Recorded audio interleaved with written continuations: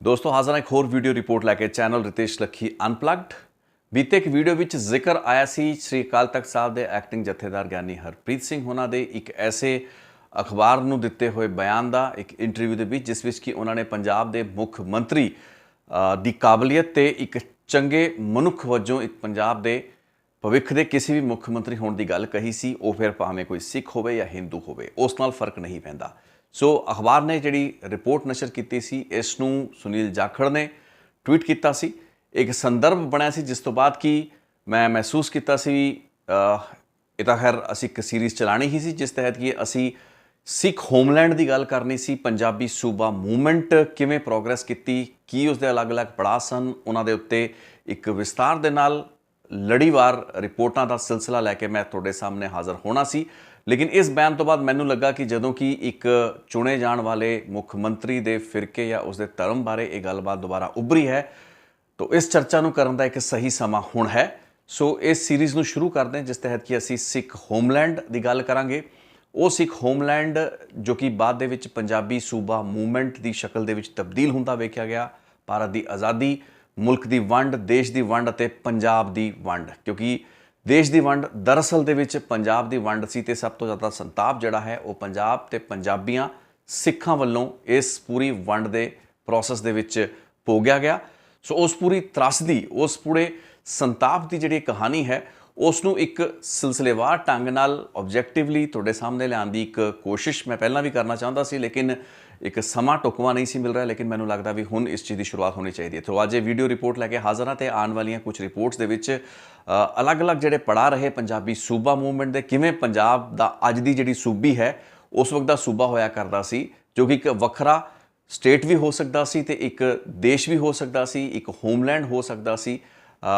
कुछ जिहड़े होर ताकतां देश विरोधी हैगियां ने वो अज भी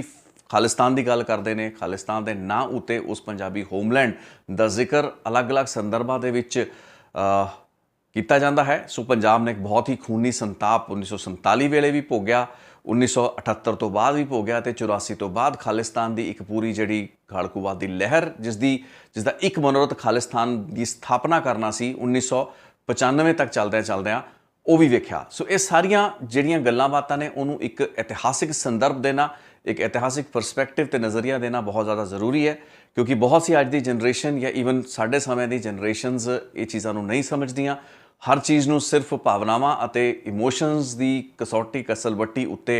नहीं परखिया जा सकता। कई चीज़ों नूं इतिहासिक संदर्भां, हिस्टोरिकल परसपैक्टिव्स ते कुछ ऐसे ऑब्जैक्टिव नज़रिए के राही भी वेखना पैना है जो कि साडे लई एक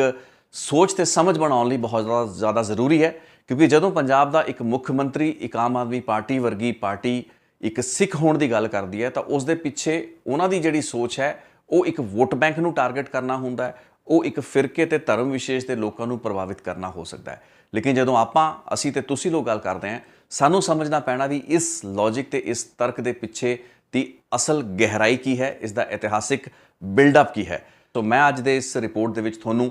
दसांगा उन्हां हालातां बारे जो कि पार्टीशन तो पहला यानी कि भारत की आज़ादी ते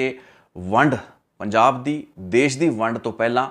एग्जिस्ट करते सन। उन्हां हालातां दे विच सिख होमलैंड की जिहड़ी मंग ते गल है वो कित्थे खड़दी है, कि कदे सिख होमलैंड की गल या मंग पुख्ता तरीके नाल चुकी भी गई? किसी ने इस मुद्दे नूं कदे भी भारत सरकार या उस वक्त, क्योंकि कांग्रेस ही एक ऐसी वड्डी पार्टी सी जो कि एक समूह हिंदुस्तानियों की, भारतवासियों की एक नुमाइंदा जमात सी, उसी दे नाल ब्रिटिश सरकार डील कर रही सी। नैगोसीएशन जिहड़ी हो रही सी वो तीन प्रमुख धिरां दे नाल हो रही सी, जिस विचों एक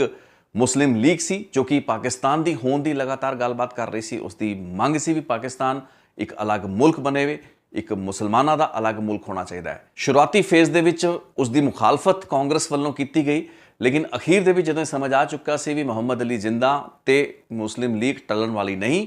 कांग्रेस ने इस चीज़ नूं मान लिया सी भी देश की वंड जिहड़ी है वो होएगी। लेकिन इस दे विच ही हिंदुआं ते मुसलमानां दे विच एक कौम सी सिख, सिखां वल्लों इस पूरी स्थिति नूं एक बहुत ही वखरे नज़रिए दे नाल वेख्या जांदा रहा, क्योंकि एक ऐसा अणमुल्ला योगदान सी जो कि सिखां दा भारत की आज़ादी की जिहड़ी लड़ाई, जिहड़ी एक मुहिम तुरी, अलग अलग मूवमेंटां, काले पानी तो लैके देश की आज़ादी लई लड़न मरन वाले बहुत से ऐसे शहीदों दे विच ਸਿੱਖਾਂ ਦੀ ਜਿਹੜੀ ਗਿਣਤੀ ਸੀ ਉਹ ਤਕਰੀਬਨ 70 ਤੋਂ ਲੈ ਕੇ 75% ਤੋਂ ਵੀ ਉੱਤੇ ਬਹੁਤ ਸੇ ਵੱਡੇ ਸਾਕਿਆਂ ਦੇ ਵਿੱਚ ਜਾਂ ਵੱਡੀਆਂ ਕੁਰਬਾਨੀਆਂ ਦੇ ਵਿੱਚ ਵੇਖਣ ਨੂੰ ਮਿਲ ਸਕਦੀ ਹੈ। ਉਹਨਾਂ ਹਾਲਾਤਾਂ ਦੇ ਵਿੱਚ ਇਸ ਕੌਮ ਦੀ ਇੱਕ ਬਹੁਤ ਵੱਡੀ ਭੂਮਿਕਾ ਸੀ, ਸਟੇਕ ਸੀ, ਜਿਸ ਨੂੰ ਕਿ ਬ੍ਰਿਟਿਸ਼ ਸਰਕਾਰ ਨੇ ਵੀ ਕਾਫੀ ਹੱਦ ਤੱਕ ਮੰਨ ਲਿਆ ਸੀ। ਇੱਕ ਲੈਜੀਟੀਮੇਟ ਸਟੇਕ ਹੋਲਡਰ ਦੇ ਰੂਪ ਵਿੱਚ ਸਿੱਖ ਕੌਮ ਤੇ ਉਸ ਦੇ ਨੁਮਾਇੰਦਿਆਂ, ਉਸ ਦੇ ਲੀਡਰਾਂ ਨੂੰ ਉਹਨਾਂ तमाम ਵੱਡੀਆਂ ਮੀਟਿੰਗਸ, ਰਾਊਂਡ ਟੇਬਲ ਟਾਕਸ, ਅਲੱਗ-ਅਲੱਗ ਕਮਿਸ਼ਨ ਤੇ ਕਮੇਟੀਆਂ ਦੀ ਬੈਠਕਾਂ ਦੇ ਵਿੱਚ ਬੁਲਾਇਆ ਗਿਆ। ਉਹਨਾਂ ਦੇ ਸਲਾਹ ਮਸ਼ਵਰਾ ਕੀਤਾ ਗਿਆ। ਈਵਨ ਜਿਹੜਾ ਕੈਬਨਿਟ ਪਲਾਨ ਸੀ, ਕੈਬਨਿਟ ਮਿਸ਼ਨ ਸੀ, ਉਹਨਾਂ ਦੇ ਵਿੱਚ ਵੀ ਇਹ ਲੀਡਰਾਂ ਨੂੰ ਜਿਹੜੀ ਬਾਕਾਇਦਾ ਨੁਮਾਇੰਦਗੀ ਮਿਲਦੀ ਰਹੀ। ਇੱਕ ਵੱਖਰੇ ਧਰਮ ਦੇ ਰੂਪ ਵਿੱਚ ਸਿੱਖਾਂ ਨੂੰ ਬਾਕਾਇਦਾ ਜਿਹੜੇ ਬ੍ਰਿਟਿਸ਼ ਗਵਰਨਮੈਂਟ ਜਾਂ ਉਸ ਦੇ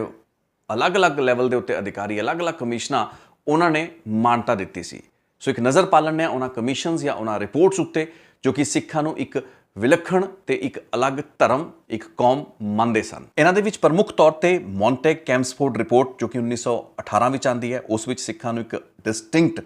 ਆਇਡੈਂਟੀਟੀ ਮੰਨਿਆ ਜਾਂਦਾ ਹੈ। 1919 ਦੇ ਵਿੱਚ ਫਰੈਂਚਾਈਜ਼ੀ ਕਮੇਟੀ ਰਿਪੋਰਟ ਆਉਂਦੀ ਹੈ ਗਵਰਨਮੈਂਟ ਆਫ ਇੰਡੀਆ ਐਕਟ ਦੇ ਤਹਿਤ। 1930 ਦੇ ਵਿੱਚ ਸਾਈਮਨ ਕਮਿਸ਼ਨ ਰਿਪੋਰਟ ਆਉਂਦੀ ਹੈ।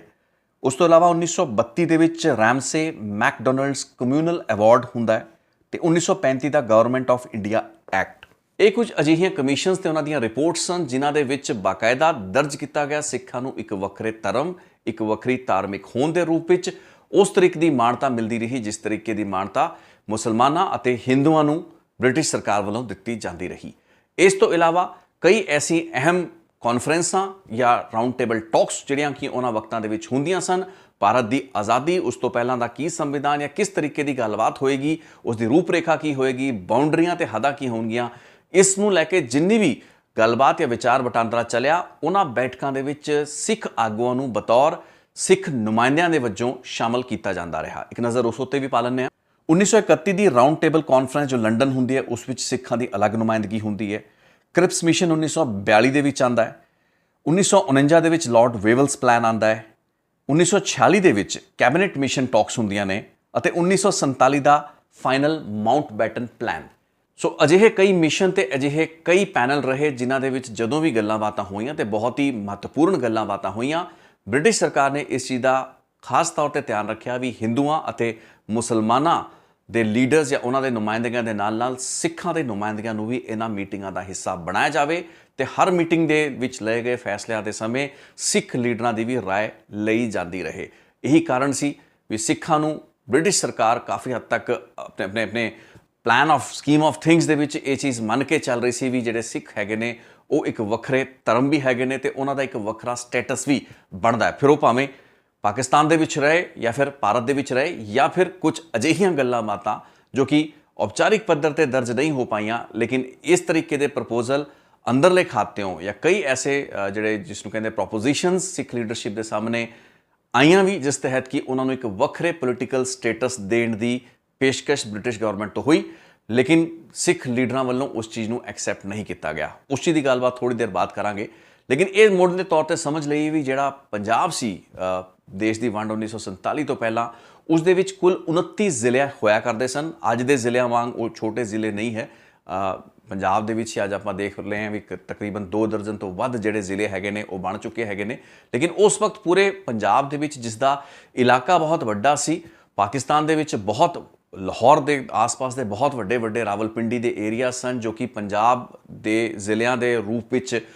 ਕਾਫੀ ਫੈਲੇ ਹੋਏ ਸਨ। ਸੋ ਜ਼ਿਆਦਾਤਰ ਜਿਹੜਾ ਹਿੱਸਾ ਸੀ ਉਹ ਪਾਕਿਸਤਾਨ ਦੇ ਵਿੱਚ ਆਉਂਦਾ ਸੀ ਤੇ ਬਹੁਤ ਘੱਟ ਹਿੱਸਾ ਜਿਹੜਾ ਸੀ ਉਹ ਭਾਰਤ ਵਿੱਚ ਆਉਂਦਾ ਸੀ। ਲੈ ਦੇ ਕੇ ਮੋਟੀ ਗੱਲਬਾਤ ਇਹ ਸੀ ਵੀ ਦੇਸ਼ ਦੀ ਵੰਡ ਜਦੋਂ ਹੋਣੀ ਹੁੰਦੀ ਹੈ ਜਾਂ ਉਸ ਉੱਤੇ ਜਿਹੜਾ ਜਦੋਂ ਵਿਚਾਰ ਵਟਾਂਦਰਾ ਹੋ ਰਿਹਾ ਹੁੰਦਾ ਹੈ, ਕਾਂਗਰਸ ਪਹਿਲਾਂ ਤਾਂ ਉਸ ਚੀਜ਼ ਤੇ ਅੜਦੀ ਹੈ ਲੇਕਿਨ ਬਾਅਦ ਦੇ ਵਿੱਚ ਉਸ ਪ੍ਰਪੋਜ਼ਲ ਨੂੰ ਮੰਨ ਲੈਂਦੀ ਹੈ। ਇੱਕ ਐਸੀ ਪੋਜੀਸ਼ਨ ਸੀ ਜੋ ਕਿ ਸਿੱਖਾਂ ਦੀ ਯਾਨੀ ਕਿ ਸਿੱਖ ਲੀਡਰਸ਼ਿਪ ਦੀ ਇੱਕ ਰਵਾਇਤੀ ਜਿਹੜੀ ਪੋਜੀਸ਼ਨ ਸੀ ਉਸ ਦੇ ਖਿਲਾਫ ਸੀ, ਕਿਉਂਕਿ ਉਸ ਵਕਤ ਮਾਸਟਰ ਤਾਰਾ ਸਿੰਘ ਇੱਕ ਬਹੁਤ ਵੱਡੇ ਲੀਡਰ ਸੀ ਸਿੱਖ ਜਮਾਤ ਦੇ। ਮਾਸਟਰ ਤਾਰਾ ਸਿੰਘ ਦਾ ਜਿਹੜਾ ਸਟੈਂਡ ਸੀ ਇਹ ਮਹਾਤਮਾ ਗਾਂਧੀ ਦੇ ਸਟੈਂਡ ਦੇ ਨਾਲ ਬਿਲਕੁਲ ਰਲਦਾ ਸੀ, ਕਿਉਂਕਿ ਮਹਾਤਮਾ ਗਾਂਧੀ ਵੀ ਇਹੀ ਕਹਿੰਦੇ ਸੀ ਵੀ ਦੇਸ਼ ਜਾਂ ਮੁਲਕ ਦੀ ਜਿਹੜੀ ਵੰਡ ਹੋਏਗੀ ਉਹਨਾਂ ਦੀ ਲਾਸ਼ ਉੱਤੇ ਹੋਏਗੀ। ਸੋ ਮਹਾਤਮਾ ਗਾਂਧੀ ਬਾਅਦ ਦੇ ਵਿੱਚ ਢਿੱਲੇ ਪੈ ਗਏ। ਮਹਾਤਮਾ ਗਾਂਧੀ ਉੱਤੇ ਦਬਾਅ ਬਹੁਤ ਰਿਹਾ। ਜਵਾਹਰ ਲਾਲ ਨਹਿਰੂ ਤੇ ਇੱਕ ਕਾਂਗਰਸ ਦੀ ਬਹੁਤ ਵੱਡੀ ਲੀਡਰਸ਼ਿਪ ਸੀ ਜੋ ਕਿ ਚਾਹੁੰਦੀ ਸੀ ਵੀ ਇਸ ਫਿਰਕੂ ਜਾਂ ਇੱਕ ਕਮਿਊਨਲ ਬੇਸ ਦੇ ਉੱਤੇ ਦੇਸ਼ ਦੀ ਜਿਹੜੀ ਵੰਡ ਹੈ ਉਸ ਦਾ ਹੋਣਾ ਬਹੁਤ ਜ਼ਿਆਦਾ ਜ਼ਰੂਰੀ ਹੈ ਤੇ ਉਸ ਨੂੰ ਹੁਣ ਜ਼ਿਆਦਾ ਸਮੇਂ ਤੱਕ ਅਵੋਇਡ ਨਹੀਂ ਕੀਤਾ ਜਾ ਸਕਦਾ। ਇੱਕ ਐਸਾ ਵਿਚਾਰ ਸੀ ਜੋ ਕਿ ਮਹਾਤਮਾ ਗਾਂਧੀ ਮੁੱਢਲੇ ਤੌਰ ਤੇ ਵਿਚਾਰਕ ਪੱਧਰੋਂ ਇਸ ਦੀ ਮੁਖਾਲਫਤ ਕਰਦੇ ਸੀ, ਲੇਕਿਨ ਮਾਸਟਰ ਤਾਰਾ ਸਿੰਘ ਤੇ ਜਿਹੜੀ ਸਿੱਖ ਲੀਡਰਸ਼ਿਪ ਸੀ ਉਸ ਨੂੰ ਪਤਾ ਸੀ ਵੀ ਜੇ ਇਸ ਤਰੀਕੇ ਦਾ ਪਾੜ ਜਾਂ ਇਸ ਤਰੀਕੇ ਦੀ ਵੰਡ ਹੁੰਦੀ ਹੈ, ਯਾਨੀ ਕਿ ਦੇਸ਼ ਦੀ ਵੰਡ ਹੁੰਦੀ ਹੈ, ਉਹ ਜਿਹੜੀ ਵੰਡ ਹੈ ਉਹ ਪੰਜਾਬ ਦੀ ਛਾਤੀ ਤੋਂ ਹੋ ਕੇ ਨਿਕਲਣੀ ਹੈ, ਯਾਨੀ ਕਿ ਵੰਡਿਆ ਪੰਜਾਬ ਨੇ ਜਾਣਾ ਹੈ। ਦੇਸ਼ ਦੀ ਵੰਡ ਬਾਅਦ ਦੇ ਵਿੱਚ ਹੈ, ਪਹਿਲਾਂ ਉਸ ਦਾ ਜਿਹੜਾ ਸਿੱਧਾ ਅਸਰ ਹੈ ਉਹ ਪੰਜਾਬ ਦੇ ਉੱਤੇ ਪੈਣਾ ਹੈ। ਤੇ ਪੰਜਾਬ ਇੱਕ ਐਸਾ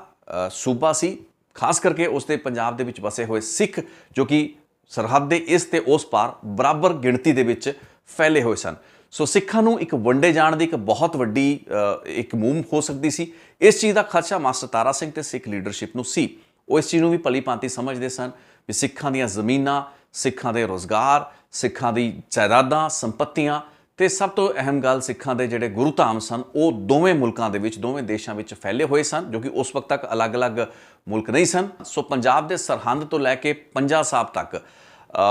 ਬਹੁਤ ਹੀ ਐਸੇ ਗੁਰਧਾਮ ਸਨ ਜੋ ਕਿ ਸਿੱਖ ਲੀਡਰਸ਼ਿਪ ਨੂੰ ਪਤਾ ਸੀ ਵੀ ਐਸੀ ਕਿਸੇ ਵੀ ਵੰਡ ਦੀ ਸਥਿਤੀ ਦੇ ਵਿੱਚ ਸਭ ਤੋਂ ਜ਼ਿਆਦਾ ਨੁਕਸਾਨ ਸਿੱਖ ਕੌਮ ਨੂੰ ਹੋਏਗਾ, ਕਿਉਂਕਿ ਉਹਨਾਂ ਦੇ ਗੁਰਧਾਮ ਉਹਨਾਂ ਤੋਂ ਖੁੱਸ ਜਾਣਗੇ। ਉਹਨਾਂ ਲਈ ਵੀ ਇੱਕ ਧਾਰਮਿਕ ਸੰਕਟ ਪੈਦਾ ਹੋਏਗਾ, ਇੱਕ ਸ਼ਸ਼ੋਪਨ ਦੀ ਸਥਿਤੀ ਜੇ ਪੈਦਾ ਹੋਏਗੀ ਕਿ ਉਹ ਕਿਸ ਦੇ ਨਾਲ ਜਾਣ, ਤੇ ਇਹ ਪੈਦਾ ਵੀ ਹੋਈ ਕਿ ਪਾਕਿਸਤਾਨ ਦੇ ਨਾਲ ਰਲਣ ਦੀ ਲੋੜ ਸੀ ਜਾਂ ਫਿਰ ਹਿੰਦੁਸਤਾਨ ਦੇ ਨਾਲ ਰਹਿਣਾ ਹੀ ਠੀਕ ਸੀ। ਇਹ ਸਾਰੇ ਬਹੁਤ ਹੀ ਕ੍ਰਿਟੀਕਲ ਜਿਹੜੇ ਸਵਾਲ ਜਾਂ ਚੋਇਸਿਸ ਸਨ ਉਹ ਉਸ ਵਕਤ ਦੀ ਸਿੱਖ ਲੀਡਰਸ਼ਿਪ ਦੇ ਸਾਹਮਣੇ ਸਨ। ਮੁਹੰਮਦ ਅਲੀ ਜਿੰਨਾ ਜੋ ਕਿ ਜਦੋਂ ਆਪਣੀ ਗੱਲ ਨੂੰ ਲੈ ਕੇ ਬਜ਼ਦ ਹੁੰਦੇ ਨੇ, ਪਾਕਿਸਤਾਨ ਦੀ ਗੱਲ ਕਰਦੇ ਨੇ, ਮੁਸਲਮਾਨ ਜਿਹੜਾ ਬਹੁਤਾਤ ਵਾਲਾ ਇੱਕ ਮੁਲਕ ਹੈ ਉਸ ਨੂੰ ਬਣਾਏ ਜਾਣ ਦੀ ਗੱਲ ਕਰਦੇ ਨੇ, ਤਾਂ ਉਹਨਾਂ ਦੇ ਪਲਾਨ ਦੇ ਵਿੱਚ ਪੂਰਾ ਦਾ ਪੂਰਾ ਸਮੁੱਚਾ ਪੰਜਾਬ ਆਉਂਦਾ ਸੀ, ਜਿਸ ਦੀ ਕਿ ਸਰਹੱਦ ਇਸ ਵਕਤ ਕਈ ਵੀਡੀਓਜ਼ ਦੇ ਵਿੱਚ ਮੈਂ ਪਹਿਲਾਂ ਜ਼ਿਕਰ ਕੀਤਾ ਹੈ, ਉਸ ਦੀ ਸਰਹੱਦ ਅੱਜ ਦੇ ਮਾਡਰਨ ਡੇ ਗੁੜਗਾਉਂ, ਫਰੀਦਾਬਾਦ ਵਰਗੇ ਜ਼ਿਲ੍ਹੇ ਹੁੰਦੇ ਸੀ। ਯਾਨੀ ਕਿ ਜੇ ਮੁਹੰਮਦ ਅਲੀ ਜਿੰਨਾ ਦਾ ਪਲਾਨ ਚੱਲਦਾ ਜਾਂ ਉਹਨਾਂ ਦੀ ਮੰਗ ਨੂੰ ਮੰਨ ਲਿਆ ਜਾਂਦਾ, ਜਿਸ ਦੀ ਪੂਰੀ ਸੰਭਾਵਨਾ ਸੀ ਕਿਉਂਕਿ ਮੁਹੰਮਦ ਅਲੀ ਜਿੰਨਾ ਕਾਫੀ ਹੱਦ ਤੱਕ ਹਾਵੀ ਹੋ ਚੁੱਕੇ ਸੀ, ਉਹਨਾਂ ਦੀ ਗੱਲਾਂ ਮੰਨੀਆਂ ਜਾ ਰਹੀਆਂ ਸੀ, ਲਾਰਡ ਮਾਊਂਟ ਬੈਟਨ ਵੱਲੋਂ ਵੀ ਇਹ ਚੀਜ਼ ਕਾਫੀ ਹੱਦ ਤੱਕ ਮੰਨ ਲਈ ਜਾਣੀ ਸੀ। ਲੇਕਿਨ ਇਸ ਸਥਿਤੀ ਦੇ ਵਿੱਚ ਮਾਸਟਰ ਤਾਰਾ ਸਿੰਘ ਤੇ ਸਿੱਖ ਲੀਡਰਸ਼ਿਪ ਦਾ ਰੋਲ ਕਾਫੀ ਅਹਿਮ ਹੋ ਗਿਆ। ਪਹਿਲੇ ਟੇਕ ਦੇ ਵਿੱਚ ਤਾਂ ਮੁਹੰਮਦ ਅਲੀ ਜਿੰਨਾ ਵੱਲੋਂ ਬਹੁਤ ਕੋਸ਼ਿਸ਼ਾਂ ਕੀਤੀਆਂ ਗਈਆਂ ਵੀ ਮਾਸਟਰ ਤਾਰਾ ਸਿੰਘ ਤੇ ਸਿੱਖ ਲੀਡਰਸ਼ਿਪ ਨੂੰ ਆਪਣੇ ਨਾਲ ਰਲਾਇਆ ਜਾਏ। ਰਾਦਰ ਉਹ ਤਾਂ ਟੇਕਨ ਫॉर ਗ੍ਰਾਂਟਡ ਲੈ ਕੇ ਚੱਲ ਰਹੇ ਸਨ ਵੀ ਪੰਜਾਬ ਜਿਹੜਾ ਹੈ ਉਹ ਪਾਕਿਸਤਾਨ ਦਾ ਹੀ ਹਿੱਸਾ ਹੋਏਗਾ, ਲੇਕਿਨ ਪੰਜਾਬ ਦੇ ਵਿੱਚ ਇਸ ਦੀ ਮੁਖਾਲਫਤ ਕਰਨ ਵਾਲੇ ਲੀਡਰ ਬਹੁਤ ਘੱਟ ਸਨ ਤੇ ਉਹਨਾਂ ਵਿੱਚੋਂ ਮਾਸਟਰ ਤਾਰਾ ਸਿੰਘ ਪ੍ਰਮੁੱਖ ਸਨ। ਇਸ ਚੀਜ਼ ਦਾ ਚੰਗੀ ਤਰ੍ਹਾਂ ਅੰਦਾਜ਼ਾ ਮਾਸਟਰ ਤਾਰਾ ਸਿੰਘ ਨੂੰ ਸੀ ਕਿ ਜੇ ਕਿਸੇ ਵੀ ਹਾਲਾਤ ਦੇ ਵਿੱਚ ਪੰਜਾਬ ਜਿਹੜਾ ਹੈ, ਸਾਂਝਾ ਪੰਜਾਬ, ਉਸ ਵਕਤ ਦਾ ਅਨਡਿਵਾਈਡਡ ਪੰਜਾਬ ਜਿਹੜਾ ਹੈ ਉਹ ਪਾਕਿਸਤਾਨ ਦੇ ਹਿੱਸੇ ਚਲਾ ਜਾਂਦਾ ਹੈ ਤਾਂ ਮੁਸਲਮਾਨਾਂ ਦੇ ਹੇਠ ਉਹਨਾਂ ਨੂੰ ਜਾਣਾ ਪਏਗਾ, ਯਾਨੀ ਕਿ ਪਾਕਿਸਤਾਨ ਦੇ ਹੇਠ ਉਹਨਾਂ ਨੂੰ ਜਾਣਾ ਪਏਗਾ। ਉਹ ਸਿੱਖ ਕੌਮ ਜਿਸ ਦੀ ਆਪਣੀ ਸੋਚ ਤੇ ਜਿਸ ਦਾ ਫਲਸਫਾ ਇਹ ਸੀ ਕਿ ਉਹਨਾਂ ਦੀ ਰਿਆਸਤ ਜਿਹੜੀ ਹੈ, ਉਹਨਾਂ ਦਾ ਸਾਮਰਾਜ ਜਿਹੜਾ ਹੈ ਉਹ ਵਾਲਾ ਪੰਜਾਬ ਨਹੀਂ ਹੈ ਜਿਸ ਦੀ ਕਿ ਗੱਲਬਾਤ ਮੁਹੰਮਦ ਅਲੀ ਜਿੰਨਾ ਜਾਂ ਫਿਰ ਜਵਾਹਰ ਲਾਲ ਨਹਿਰੂ ਦੇ ਦਰਮਿਆਨ ਹੋ ਰਹੀ ਹੈ, ਬਲਕਿ ਉਹ ਤਾਂ ਉਸ ਸਾਮਰਾਜ ਨੂੰ ਮਹਾਰਾਜਾ ਰਣਜੀਤ ਸਿੰਘ ਦੇ ਸਮੇਂ ਦਾ ਉਹ ਸਾਮਰਾਜ ਮੰਨਦੇ ਸੀ ਜਿਸ ਦੇ ਤਹਿਤ ਕਿ ਇੱਕ ਸਿੱਖ ਰਾਜ ਸਮੁੱਚੇ ਪੰਜਾਬ ਤੇ ਉਸ ਤੋਂ ਵੀ ਗਾਂਹ ਦੀਆਂ ਅਗਲੀ ਇਲਾਕਿਆਂ ਦੇ ਵਿੱਚ ਜਾ ਕੇ ਫੈਲਦਾ ਸੀ।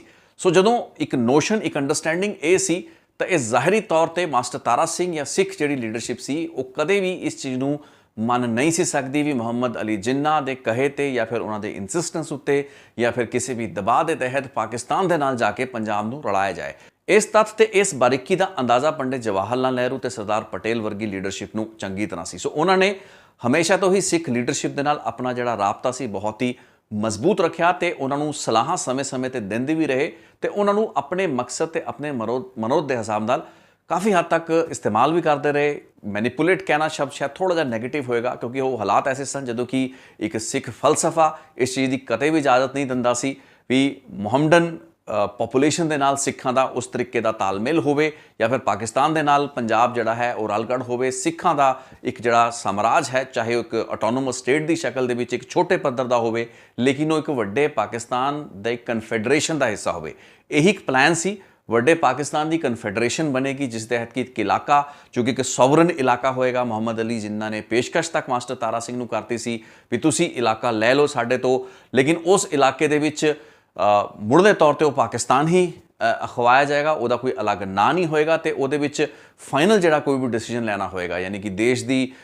ਇੰਟੈਗ੍ਰਿਟੀ ਨੂੰ ਲੈ ਕੇ ਜਾਂ ਦੇਸ਼ ਦੀ ਅਖੰਡਤਾ ਨੂੰ ਲੈ ਕੇ ਉਹ ਪਾਕਿਸਤਾਨ ਦੇ ਹੀ ਅਦਾਹੀ ਅਧਿਕਾਰ ਖੇਤਰ ਹੋਏਗਾ। ਇੱਕ ਐਸੀ ਗੱਲ, ਇੱਕ ਐਸੀ ਸ਼ਰਤ ਕੰਡੀਸ਼ਨ ਸੀ ਜਿਸ ਨੂੰ ਕਿ ਮਾਸਟਰ ਤਾਰਾ ਸਿੰਘ ਜਾਂ ਸਿੱਖ ਲੀਡਰਸ਼ਿਪ ਨਹੀਂ ਸੀ ਮੰਨ ਸਕਦੀ। ਸ਼ੱਕ ਉਹਨਾਂ ਨੂੰ ਸ਼ੁਰੂ ਤੋਂ ਹੀ ਸੀ ਵੀ ਮੁਹੰਮਦ ਅਲੀ ਜਿੰਨਾ ਆਪਣੀ ਜੋ ਵੀ ਗੱਲਬਾਤ ਕਹਿ ਰਹੇ ਨੇ ਉਹ ਬਾਅਦ ਦੇ ਵਿੱਚ ਉਸ ਉੱਤੇ ਫੁੱਲ ਨਹੀਂ ਚੜਾਉਣਗੇ। ਸੋ ਉਹਨਾਂ ਦੇ ਇੱਕ ਜਿਹੜਾ ਯਕੀਨ ਸੀ ਤੇ ਇੱਕ ਵਾਅਦਾ ਜੋ ਕਿ ਇਹਨਾਂ ਨੂੰ ਇਧਰੋਂ ਭਾਰਤ ਦੇ ਪੱਖੋਂ, ਹਿੰਦੁਸਤਾਨ ਦੇ ਪੱਖੋਂ ਜਵਾਹਰ ਲਾਲ ਨਹਿਰੂ ਜਾਂ ਸਰਦਾਰ ਪਟੇਲ ਵਰਗੀ ਲੀਡਰਸ਼ਿਪ ਦੇ ਰਹੀ ਸੀ, ਮਹਾਤਮਾ ਗਾਂਧੀ ਜੋ ਕਹਿ ਰਹੇ ਸੀ, ਕਾਂਗਰਸ ਦੇ ਅਲੱਗ-ਅਲੱਗ ਜਿਹੜੇ ਸੈਸ਼ਨਸ ਹੁੰਦੇ ਸੀ, ਅਲੱਗ-ਅਲੱਗ ਜਿਹੜੇ ਮਤੇ ਕਾਂਗਰਸ ਨੇ ਆਪਣੇ ਜਿਹੜੇ ਵੱਖ-ਵੱਖ ਅਧਿਵੇਸ਼ਨ ਉਸ ਦੇ ਹੋਏ ਲਾਹੌਰ ਤੋਂ ਲੈ ਕੇ ਕਲਕੱਤਾ ਤੱਕ ਦੇ, ਉਹਨਾਂ ਦੇ ਵਿੱਚ ਚੀਖ ਕੇ ਕਾਂਗਰਸ ਵੱਲੋਂ ਇਹੀ ਭਰੋਸਾ ਦਵਾਇਆ ਜਾਂਦਾ ਰਿਹਾ ਵੀ ਸਿੱਖਾਂ ਦੀ ਹੋਂਦ, ਮਾਈਨੋਰਿਟੀਜ਼, ਘੱਟ ਗਿਣਤੀਆਂ ਦੀ ਜਿਹੜੀ ਹੋਂਦ ਹੈ, ਪਛੜੇ ਜਿਹੜੇ ਵਰਗ ਬਹੁਤ ਹੈਗੇ ਨੇ, ਉਹਨਾਂ ਦੀ ਹੋਂਦ ਨੂੰ ਲੈ ਕੇ ਭਾਰਤ ਦਾ ਜਿਹੜਾ ਯੂਨੀਅਨ ਹੋਏਗੀ, ਇੱਕ ਯੂਨੀਅਨ ਹੋਏਗੀ ਲੇਕਿਨ ਇੱਕ ਫੈਡਰੇਸ਼ਨ ਵੱਧ ਹੋਏਗੀ। ਇਸ ਦੇ ਵਿੱਚ ਇੱਕ ਖੁਦ ਮੁਖਤਿਆਰੀ ਹੈਗੀ ਉਹ ਸੂਬਿਆਂ ਨੂੰ ਦਿੱਤੀ ਜਾਏਗੀ, ਸਟੇਟਸ ਨੂੰ ਇੱਕ ਆਟੋਨੋਮੀ ਦਿੱਤੀ ਜਾਏਗੀ। ਮੁੜਦੇ ਡਿਫੈਂਸ, ਟੈਲੀਕਮਿਊਨੀਕੇਸ਼ਨ ਵਰਗੇ ਕੁਝ ਅਹਿਮ ਕੀ ਸੈਕਟਰ ਛੱਡ ਕੇ ਹੋਰ ਸਾਰੇ ਖੇਤਰਾਂ ਦੇ ਵਿੱਚ ਸੂਬੇ ਖੁਦ ਮੁਖਤਿਆਰ ਹੋਣਗੇ ਤੇ ਉਹਨਾਂ ਨੂੰ ਪੂਰੀਆਂ ਤਾਕਤਾਂ ਹੋਣਗੀਆਂ ਤੇ ਇਹ ਜਿੰਨੇ ਵੀ ਸੂਬੇ ਤੇ ਯੂਨਿਟਸ ਇਕਾਈਆਂ ਭਾਰਤ ਦੀ ਯੂਨੀਅਨ ਦੀਆਂ ਹੋਣਗੀਆਂ, ਇਹ ਭਾਸ਼ਾ ਦੇ ਆਧਾਰ ਉੱਤੇ ਹੀ ਰੀਆਰਗੇਨਾਈਜ਼ ਕੀਤੀਆਂ ਜਾਣਗੀਆਂ। ਯਾਨੀ ਕਿ ਭਾਸ਼ਾ ਉਹ ਵੀ ਯੂਨੀਲਿੰਗੁਅਲ, ਇੱਕ ਭਾਸ਼ਾ ਹੋਏਗੀ। ਸੋ ਪੰਜਾਬੀ ਭਾਸ਼ਾ ਉਸ ਦੇ ਵਿੱਚ ਫਿੱਟ ਬੈਠਦੀ ਸੀ। ਇਸ ਤਰੀਕੇ ਦੇ ਜਿਹੜੇ ਭਰੋਸੇ ਸੀ ਉਹ ਵੱਖ-ਵੱਖ ਸਟੇਜਸ ਦੇ ਉੱਤੇ ਮਾਸਟਰ ਤਾਰਾ ਸਿੰਘ ਤੇ ਸਿੱਖ ਲੀਡਰਸ਼ਿਪ ਨੂੰ ਭਾਰਤ ਦੇ ਲੀਡਰਸ ਜਵਾਹਰ ਲਾਲ ਨਹਿਰੂ ਵਰਗੇ ਜਾਂ ਸਰਦਾਰ ਪਟੇਲ ਵਰਗੇ, ਈਵਨ ਮਹਾਤਮਾ ਗਾਂਧੀ ਕਾਫੀ ਹੱਦ ਤੱਕ ਦਵਾਉਂਦੇ ਰਹੇ। ਸੋ ਇੱਕ ਜਿਹੜਾ ਬਿਲਡਅਪ ਸੀ 1947 ਦੀ ਵੰਡ ਤੋਂ ਪਹਿਲਾਂ ਦਾ, ਉਸ ਦੇ ਵਿੱਚ ਇੱਕ ਬਹੁਤ ਜ਼ਿਆਦਾ ਵਿਸ਼ਵਾਸ ਜਿਹੜਾ ਸਿੱਖ ਲੀਡਰਸ਼ਿਪ ਨੇ ਭਾਰਤ ਦੇ ਇਹਨਾਂ ਲੀਡਰਾਂ ਉੱਤੇ ਕੀਤਾ, ਜੋ ਕਿ ਬਾਅਦ ਦੇ ਵਿੱਚ ਗਲਤ ਸਾਬਤ ਹੋਇਆ। ਇੱਕ ਛੋਟੀ ਜਿਹੀ ਨਜ਼ਰ ਪਾ ਲੈਂਦੇ ਹਾਂ ਉਹ ਕਿਹੜੇ ਭਰੋਸੇ ਸਨ, ਆਸ਼ਵਾਸਨ ਸਨ ਜਿਹੜੇ ਕਿ ਦੁਆਏ ਗਏ ਅਲੱਗ-ਅਲੱਗ ਸਮਿਆਂ ਦੇ ਉੱਤੇ। 1928 ਤੋਂ ਇਸ ਦੀ ਸ਼ੁਰੂਆਤ ਹੁੰਦੀ ਹੈ ਜਦੋਂ ਕਿ ਜਿਹੜੇ ਪੰਡਿਤ ਮੋਤੀ ਲਾਲ ਨਹਿਰੂ ਹੁੰਦੇ ਨੇ ਉਹ ਇੱਕ ਰੈਜ਼ੋਲੂਸ਼ਨ ਪਾਸ ਕਰਦੇ ਨੇ ਜਿਸ ਵਿੱਚ ਉਹ ਸਕਿਪ ਕਰ ਦਿੰਦੇ ਨੇ ਸਿੱਖਾਂ ਦੀ ਹੋਂਦ ਜਾਂ ਸਿੱਖਾਂ ਨੂੰ ਕੋਈ ਵੀ ਭਰੋਸਾ ਦਿਵਾਉਣ ਦੇ ਪੱਖੋਂ, ਉਹ ਚੂਕ ਜਾਂਦੇ ਨੇ। ਲੇਕਿਨ ਨਾਲ ਹੀ ਨਾਲ ਸਿੱਖ ਲੀਡਰਸ਼ਿਪ ਉਸ ਵਕਤ ਦੀ ਇਤਰਾਜ਼ ਜਤਾਉਂਦੀ ਹੈ ਤੇ 1929 ਦਾ ਜਿਹੜਾ ਇੱਕ ਲਾਹੌਰ ਰੈਜ਼ੋਲੂਸ਼ਨ ਹੁੰਦਾ ਹੈ, ਕਾਫੀ ਅਹਿਮ ਇਹ ਲਾਹੌਰ ਦਾ ਅਧਿਵੇਸ਼ਨ ਕਾਂਗਰਸ ਦਾ ਸੀ। ਕਾਂਗਰਸ ਹੀ ਇੱਕ ਮੇਨ ਜਮਾਤ ਸੀ ਜੋ ਕਿ ਕਾਫੀ ਹੱਦ ਤੱਕ ਜਿਹੜਾ ਟਰਾਂਸਫਰ ਆਫ ਪਾਵਰ ਜਾਂ ਦੇਸ਼ ਦੀ ਵੰਡ, ਉਸ ਦੇ ਵਿੱਚ ਮੇਨ ਨੈਗੋਸ਼ੀਏਟ ਕਰਨ ਵਾਲੀ ਤਾਕਤ ਸੀ ਭਾਰਤ ਦੇ ਲਈ। ਉਸ ਦੇ ਅਧਿਵੇਸ਼ਨ ਦੇ ਵਿੱਚ 1929 ਦੇ ਵਿੱਚ ਇਸ ਚੀਜ਼ ਦਾ ਭਰੋਸਾ ਦਵਾਤਾ ਜਾਂਦਾ ਹੈ, ਆਪਣੀ ਗਲਤੀ ਨੂੰ ਦੁਰਸਤ ਕਰ ਲਿਆ ਜਾਂਦਾ ਹੈ ਤੇ ਕਾਂਗਰਸ ਦੇ ਇਸ ਰੈਜ਼ੋਲੂਸ਼ਨ ਦੇ ਵਿੱਚ ਜ਼ਿਕਰ ਕੀਤਾ ਜਾਂਦਾ ਹੈ ਵੀ ਭਾਰਤ ਦਾ ਜਦੋਂ ਵੀ ਸੰਵਿਧਾਨ ਬਣਦਾ ਹੈ, ਜਿਹੜਾ ਵੀ ਸੰਵਿਧਾਨ ਬਣਦਾ ਹੈ, ਉਹ ਸਿੱਖਾਂ ਨੂੰ ਸੰਤੁਸ਼ਟ ਕੀਤੇ ਬਗੈਰ ਮੁਕੰਮਲ ਹੀ ਨਹੀਂ ਕੀਤਾ ਜਾਏਗਾ, ਪੂਰਾ ਹੀ ਨਹੀਂ ਕੀਤਾ ਜਾਏਗਾ। ਇਹੀ ਉਹ ਅਧਿਵੇਸ਼ਨ ਹੈ ਜਿਸ ਵਿੱਚ ਕਿ ਕਾਂਗਰਸ ਆਪਣਾ ਜਿਹੜਾ ਉਹਨਾਂ ਦਾ ਝੰਡਾ ਹੁੰਦਾ ਕਾਂਗਰਸ ਪਾਰਟੀ ਦਾ, ਉਸ ਵਿੱਚ ਕੇਸਰੀ ਰੰਗ ਜਿਹੜਾ ਹੈ ਉਹ ਸਿੱਖਾਂ ਨੂੰ ਨੁਮਾਇੰਦਾ ਮੰਨ ਕੇ ਹੀ ਸ਼ਾਮਲ ਕਰਦੀ ਹੈ। ਸੋ ਇਸ ਤਰੀਕੇ ਦੀ ਅੰਡਰਸਟੈਂਡਿੰਗ ਜਾਂ ਜਿਹੜੀ ਕਮਿਟਮੈਂਟ ਸਨ ਉਹ ਉਸ ਵਕਤ ਦਿੱਤੀਆਂ ਜਾ ਰਹੀਆਂ ਸਨ। ਸਿਰਫ 1928-29 ਨਹੀਂ ਬਲਕਿ ਉਸ ਤੋਂ ਬਾਅਦ ਦੇ ਬਹੁਤ ਸੇ ਐਸੇ ਮੌਕੇ ਜਿਨ੍ਹਾਂ ਦਾ ਕਿ ਮੈਂ ਜ਼ਿਕਰ ਕਰਨਾ ਚਾਹਾਂਗਾ। 1945 ਦਾ ਕਾਂਗਰਸ ਦਾ ਮੈਨੀਫੈਸਟੋ ਜੋ ਕਿ ਲੈਜਿਸਲੇਟਿਵ ਅਸੈਂਬਲੀ ਦੀਆਂ ਚੋਣਾਂ ਲਈ ਹੁੰਦਾ ਹੈ, ਉਸ ਦੇ ਵਿੱਚ ਸਿੱਖਾਂ ਨੂੰ ਇੱਕ ਵੱਖਰੀ ਲਹਿਦਾ ਜਮਾਤ ਦੇ ਰੂਪ ਵਿੱਚ ਉਹਨਾਂ ਦੇ ਸਾਰੇ ਜਿਹੜੇ ਹੱਕ ਹਕੂਕ ਹੈਗੇ ਨੇ ਉਹਨਾਂ ਦੀ ਰਾਖੀ ਕਰਨ ਦੇ ਪੱਖੋਂ ਕਾਂਗਰਸ ਆਪਣੀ ਕਮਿਟਮੈਂਟ ਦਾ ਇਜ਼ਹਾਰ ਕਰਦੀ ਹੈ। ਅਗਲੇ ਸਾਲ 1946 ਦੇ ਵਿੱਚ ਇੱਕ ਸੈਸ਼ਨ ਹੁੰਦਾ ਕਲਕੱਤਾ ਦੇ ਵਿੱਚ ਕਾਂਗਰਸ ਦਾ, ਜਿਸ ਵਿੱਚ ਕਿ ਇੱਕ ਵਾਰ ਫਿਰ ਇਸ ਚੀਜ਼ ਦਾ ਜ਼ਿਕਰ ਕੀਤਾ ਜਾਂਦਾ ਹੈ, ਇਸ ਚੀਜ਼ ਨੂੰ ਦੁਬਾਰਾ ਅਫਰਮ ਕੀਤਾ ਜਾਂਦਾ ਹੈ। ਪੰਡਿਤ ਜਵਾਹਰ ਲਾਲ ਨਹਿਰੂ ਆਪਣੀ ਇੱਕ ਸਟੇਟਮੈਂਟ ਦਿੰਦੇ ਨੇ, ਉਹਨਾਂ ਦੀ ਜਿਹੜੇ, ਜੇ ਮੈਂ ਅੰਗਰੇਜ਼ੀ ਦੇ ਵਿੱਚ ਸ਼ਬਦ ਕੋਟ ਕਰ ਸਕਾਂ, ਉਹਨਾਂ ਨੂੰ ਪੰਜਾਬੀ ਦੇ ਵਿੱਚ ਤੁਹਾਨੂੰ ਦੱਸ ਸਕਾਂ, ਉਹਨਾਂ ਦਾ ਕਹਿਣ ਦਾ ਮੁੱਢਲਾ ਮਤਲਬ ਇਹ ਹੁੰਦਾ ਹੈ ਕਿ ਮੈਂ ਇਸ ਦੇ ਵਿੱਚ ਕੋਈ ਬੁਰਾਈ ਜਾਂ ਕੋਈ ਗਲਤੀ ਨਹੀਂ ਸਮਝਦਾ ਕਿ ਉੱਤਰ ਭਾਰਤ ਦੇ ਵਿੱਚ ਇੱਕ ਐਸਾ ਸੂਬਾ ਹੋਵੇ, ਇੱਕ ਐਸੀ ਸਟੇਟ ਹੋਵੇ ਜੋ ਕਿ ਜਿਸ ਦੇ ਵਿੱਚ ਕਿ ਸਿੱਖ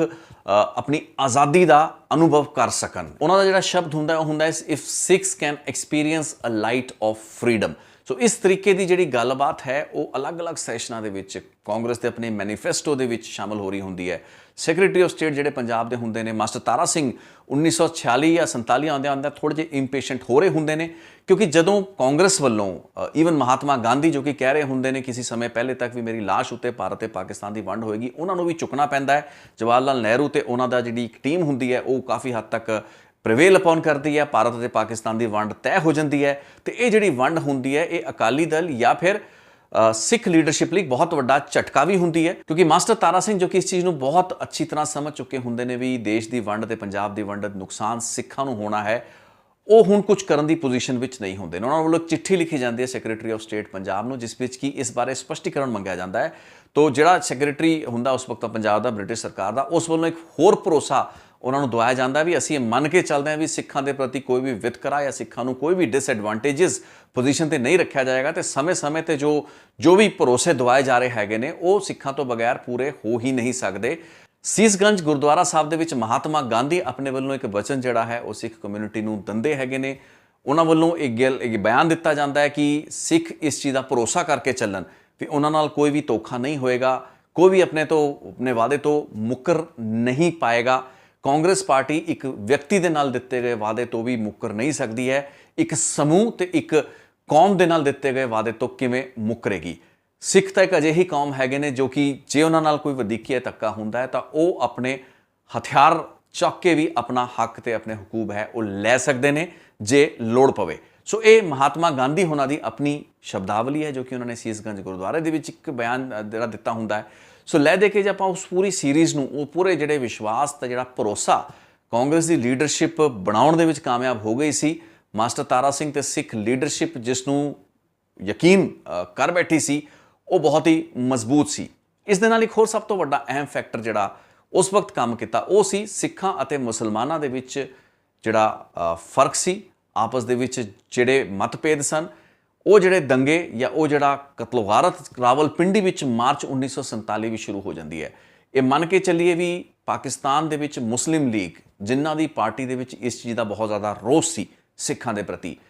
ਸਿੱਖ ਲੀਡਰਸ਼ਿਪ ਦੇ ਪ੍ਰਤੀ, ਮਾਸਟਰ ਤਾਰਾ ਸਿੰਘ ਵਰਗੇ ਲੀਡਰਾਂ ਦੇ ਪ੍ਰਤੀ, ਕਿਉਂਕਿ ਉਹ ਮੰਨ ਕੇ ਚੱਲਦੇ ਸੀਗੇ ਵੀ ਮਾਸਟਰ ਤਾਰਾ ਸਿੰਘ ਜਾਂ ਸਿੱਖ ਲੀਡਰਸ਼ਿਪ ਹੀ ਪਾਕਿਸਤਾਨ ਨੂੰ ਨੁਕਸਾਨ ਪਹੁੰਚਾਉਣਾ ਚਾਹੁੰਦੀ ਹੈ, ਪਾਕਿਸਤਾਨ ਦੀ ਹੋਂਦ ਜਾਂ ਪਾਕਿਸਤਾਨ ਇੱਕ ਵੱਖਰਾ ਪਾਕਿਸਤਾਨ ਬਣਨ ਦੀ ਖਿਲਾਫਤ ਕਰ ਰਹੇ ਨੇ। ਤੇ ਫੈਕਟ ਵੀ ਸੀ, ਖਿਲਾਫਤ ਹੋ ਰਹੀ ਸੀ, ਉਸਦੇ ਆਪਣੇ ਕਾਰਨ ਸਨ। ਸਿੱਖ ਲੀਡਰਸ਼ਿਪ ਨੂੰ ਆਪਣੇ ਸਰੋਕਾਰ ਪਿਆਰੇ ਸਨ, ਇਸ ਵਾਸਤੇ ਉਹ ਦੇਸ਼ ਦੀ ਵੰਡ ਜਾਂ ਪੰਜਾਬ ਦੀ ਵੰਡ ਨਹੀਂ ਚਾਹੁੰਦੇ ਸਨ। ਲੇਕਿਨ ਮੁਹੰਮਦ ਅਲੀ ਜਿੰਨਾ ਜਾਂ ਫਿਰ ਉਹਨਾਂ ਦੀ ਮੁਸਲਿਮ ਲੀਗ ਇੱਕ ਦੁਸ਼ਮਣ ਜਮਾਤ ਦੇ ਰੂਪ ਵਿੱਚ ਵੀ ਅਕਾਲੀ ਲੀਡਰਸ਼ਿਪ ਨੂੰ ਦੇਖਣਾ ਸ਼ੁਰੂ ਕਰ ਚੁੱਕੀ ਸੀ। ਇਹੀ ਕਾਰਨ ਸੀ ਵੀ ਮਾਰਚ 1947 ਯਾਨੀ ਕਿ ਦੇਸ਼ ਦੀ ਆਜ਼ਾਦੀ ਜਾਂ ਵੰਡ ਤੋਂ ਕੁਝ ਮਹੀਨੇ ਪਹਿਲਾਂ ਹੀ ਰਾਵਲਪਿੰਡੀ ਦੇ ਵਿੱਚ ਦੰਗੇ ਵੇਖਣ ਨੂੰ ਮਿਲੇ। ਦੰਗੇ ਕੱਟ ਉਹ ਇੱਕ ਤਰੀਕੇ ਦੀ ਕਤਲੋਗਾਰਤ ਵਾਲੀ ਸਿਚੁਏਸ਼ਨ ਉਵੇਂ ਹੀ ਬਣ ਚੁੱਕੀ ਸੀ ਜਿਵੇਂ ਕਿ ਦਿੱਲੀ ਦੇ ਵਿੱਚ 1984 ਹੋਇਆ ਸੀ। ਬਹੁਤ ਇਲਾਕੇ ਸਨ ਤੇ ਬਹੁਤ ਹੀ ਵੈਲ ਟੂ ਡੂ ਚੰਗੇ ਪਰਿਵਾਰਾਂ ਦੇ, ਇੱਕ ਚੰਗੇ ਬਿਜ਼ਨਸ ਘਰਾਣਿਆਂ ਦੇ ਜਿਹੜੇ ਪੰਜਾਬੀਆਂ ਦੇ ਪਰਿਵਾਰ ਸਨ, ਉਹਨਾਂ ਨੂੰ ਰਾਵਲਪਿੰਡੀ ਦੇ ਵਿੱਚ ਕਾਫੀ ਤਸ਼ੱਦਦ ਦਾ ਸਾਹਮਣਾ ਕਰਨਾ ਪਿਆ। ਦੰਗੇ ਜਿਹੜੇ ਰਾਵਲਪਿੰਡੀ ਦੇ ਵਿੱਚ ਹੋਏ, ਇੱਕ ਅਜਿਹਾ ਵੱਡਾ ਵਾਕਿਆ ਤੇ ਸਾਕਾ ਜਿਸ ਦਾ ਜ਼ਿਕਰ ਇਸ ਰਿਪੋਰਟ ਦੇ ਸੰਦਰਭ ਵਿੱਚ ਕਰਨਾ ਜ਼ਰੂਰੀ ਬਣਦਾ ਹੈ, ਉਹ ਹੈ ਪਿੰਡ ਥੋਹਾ ਖਾਲਸਾ ਜੋ ਕਿ ਰਾਵਲਪਿੰਡੀ ਜ਼ਿਲ੍ਹੇ ਵਿੱਚ ਪੈਂਦਾ ਹੁੰਦਾ ਹੈ। ਸੰਤ ਗੁਲਾਬ ਸਿੰਘ ਜੋ ਕਿ ਬਹੁਤ ਇੱਕ ਇਲਾਕੇ ਦੇ ਮੁਅੱਜ਼ਜ਼ ਤੇ ਬਹੁਤ ਹੀ ਰਸੂਖਦਾਰ ਪਰਿਵਾਰਾਂ ਵਿੱਚੋਂ ਇੱਕ ਹੁੰਦੇ ਨੇ, ਉਹਨਾਂ ਦੀ ਇੱਕ ਬਹੁਤ ਵੱਡੀ ਹਵੇਲੀ, ਉਸ ਵਿੱਚ ਜੋ ਕੁਝ ਹੋਇਆ, ਜਿਸ ਤਰੀਕੇ ਨਾਲ ਤਕਰੀਬਨ 87 ਦੇ ਆਸ-ਪਾਸ ਮਹਿਲਾਵਾਂ ਵੱਲੋਂ ਇੱਕ ਕੂਏ ਵਿੱਚ ਆਪਣੀ ਅਜ਼ਮਤਾਂ ਨੂੰ ਬਚਾਉਣ ਲਈ ਕੁੱਦ ਕੇ ਜਾਨ ਦਿੱਤੀ ਗਈ, ਦੇਣੀ ਪਈ, ਆਪਣੀਆਂ ਸ਼ਹੀਦੀਆਂ ਉਹਨਾਂ ਵੱਲੋਂ ਦਿੱਤੀਆਂ ਗਈਆਂ। ਉਸ ਵਕਤ ਜਦੋਂ ਕਿ ਜਿਹੜੇ ਸੰਤ ਗੁਲਾਬ ਸਿੰਘ ਹੁੰਦੇ ਨੇ,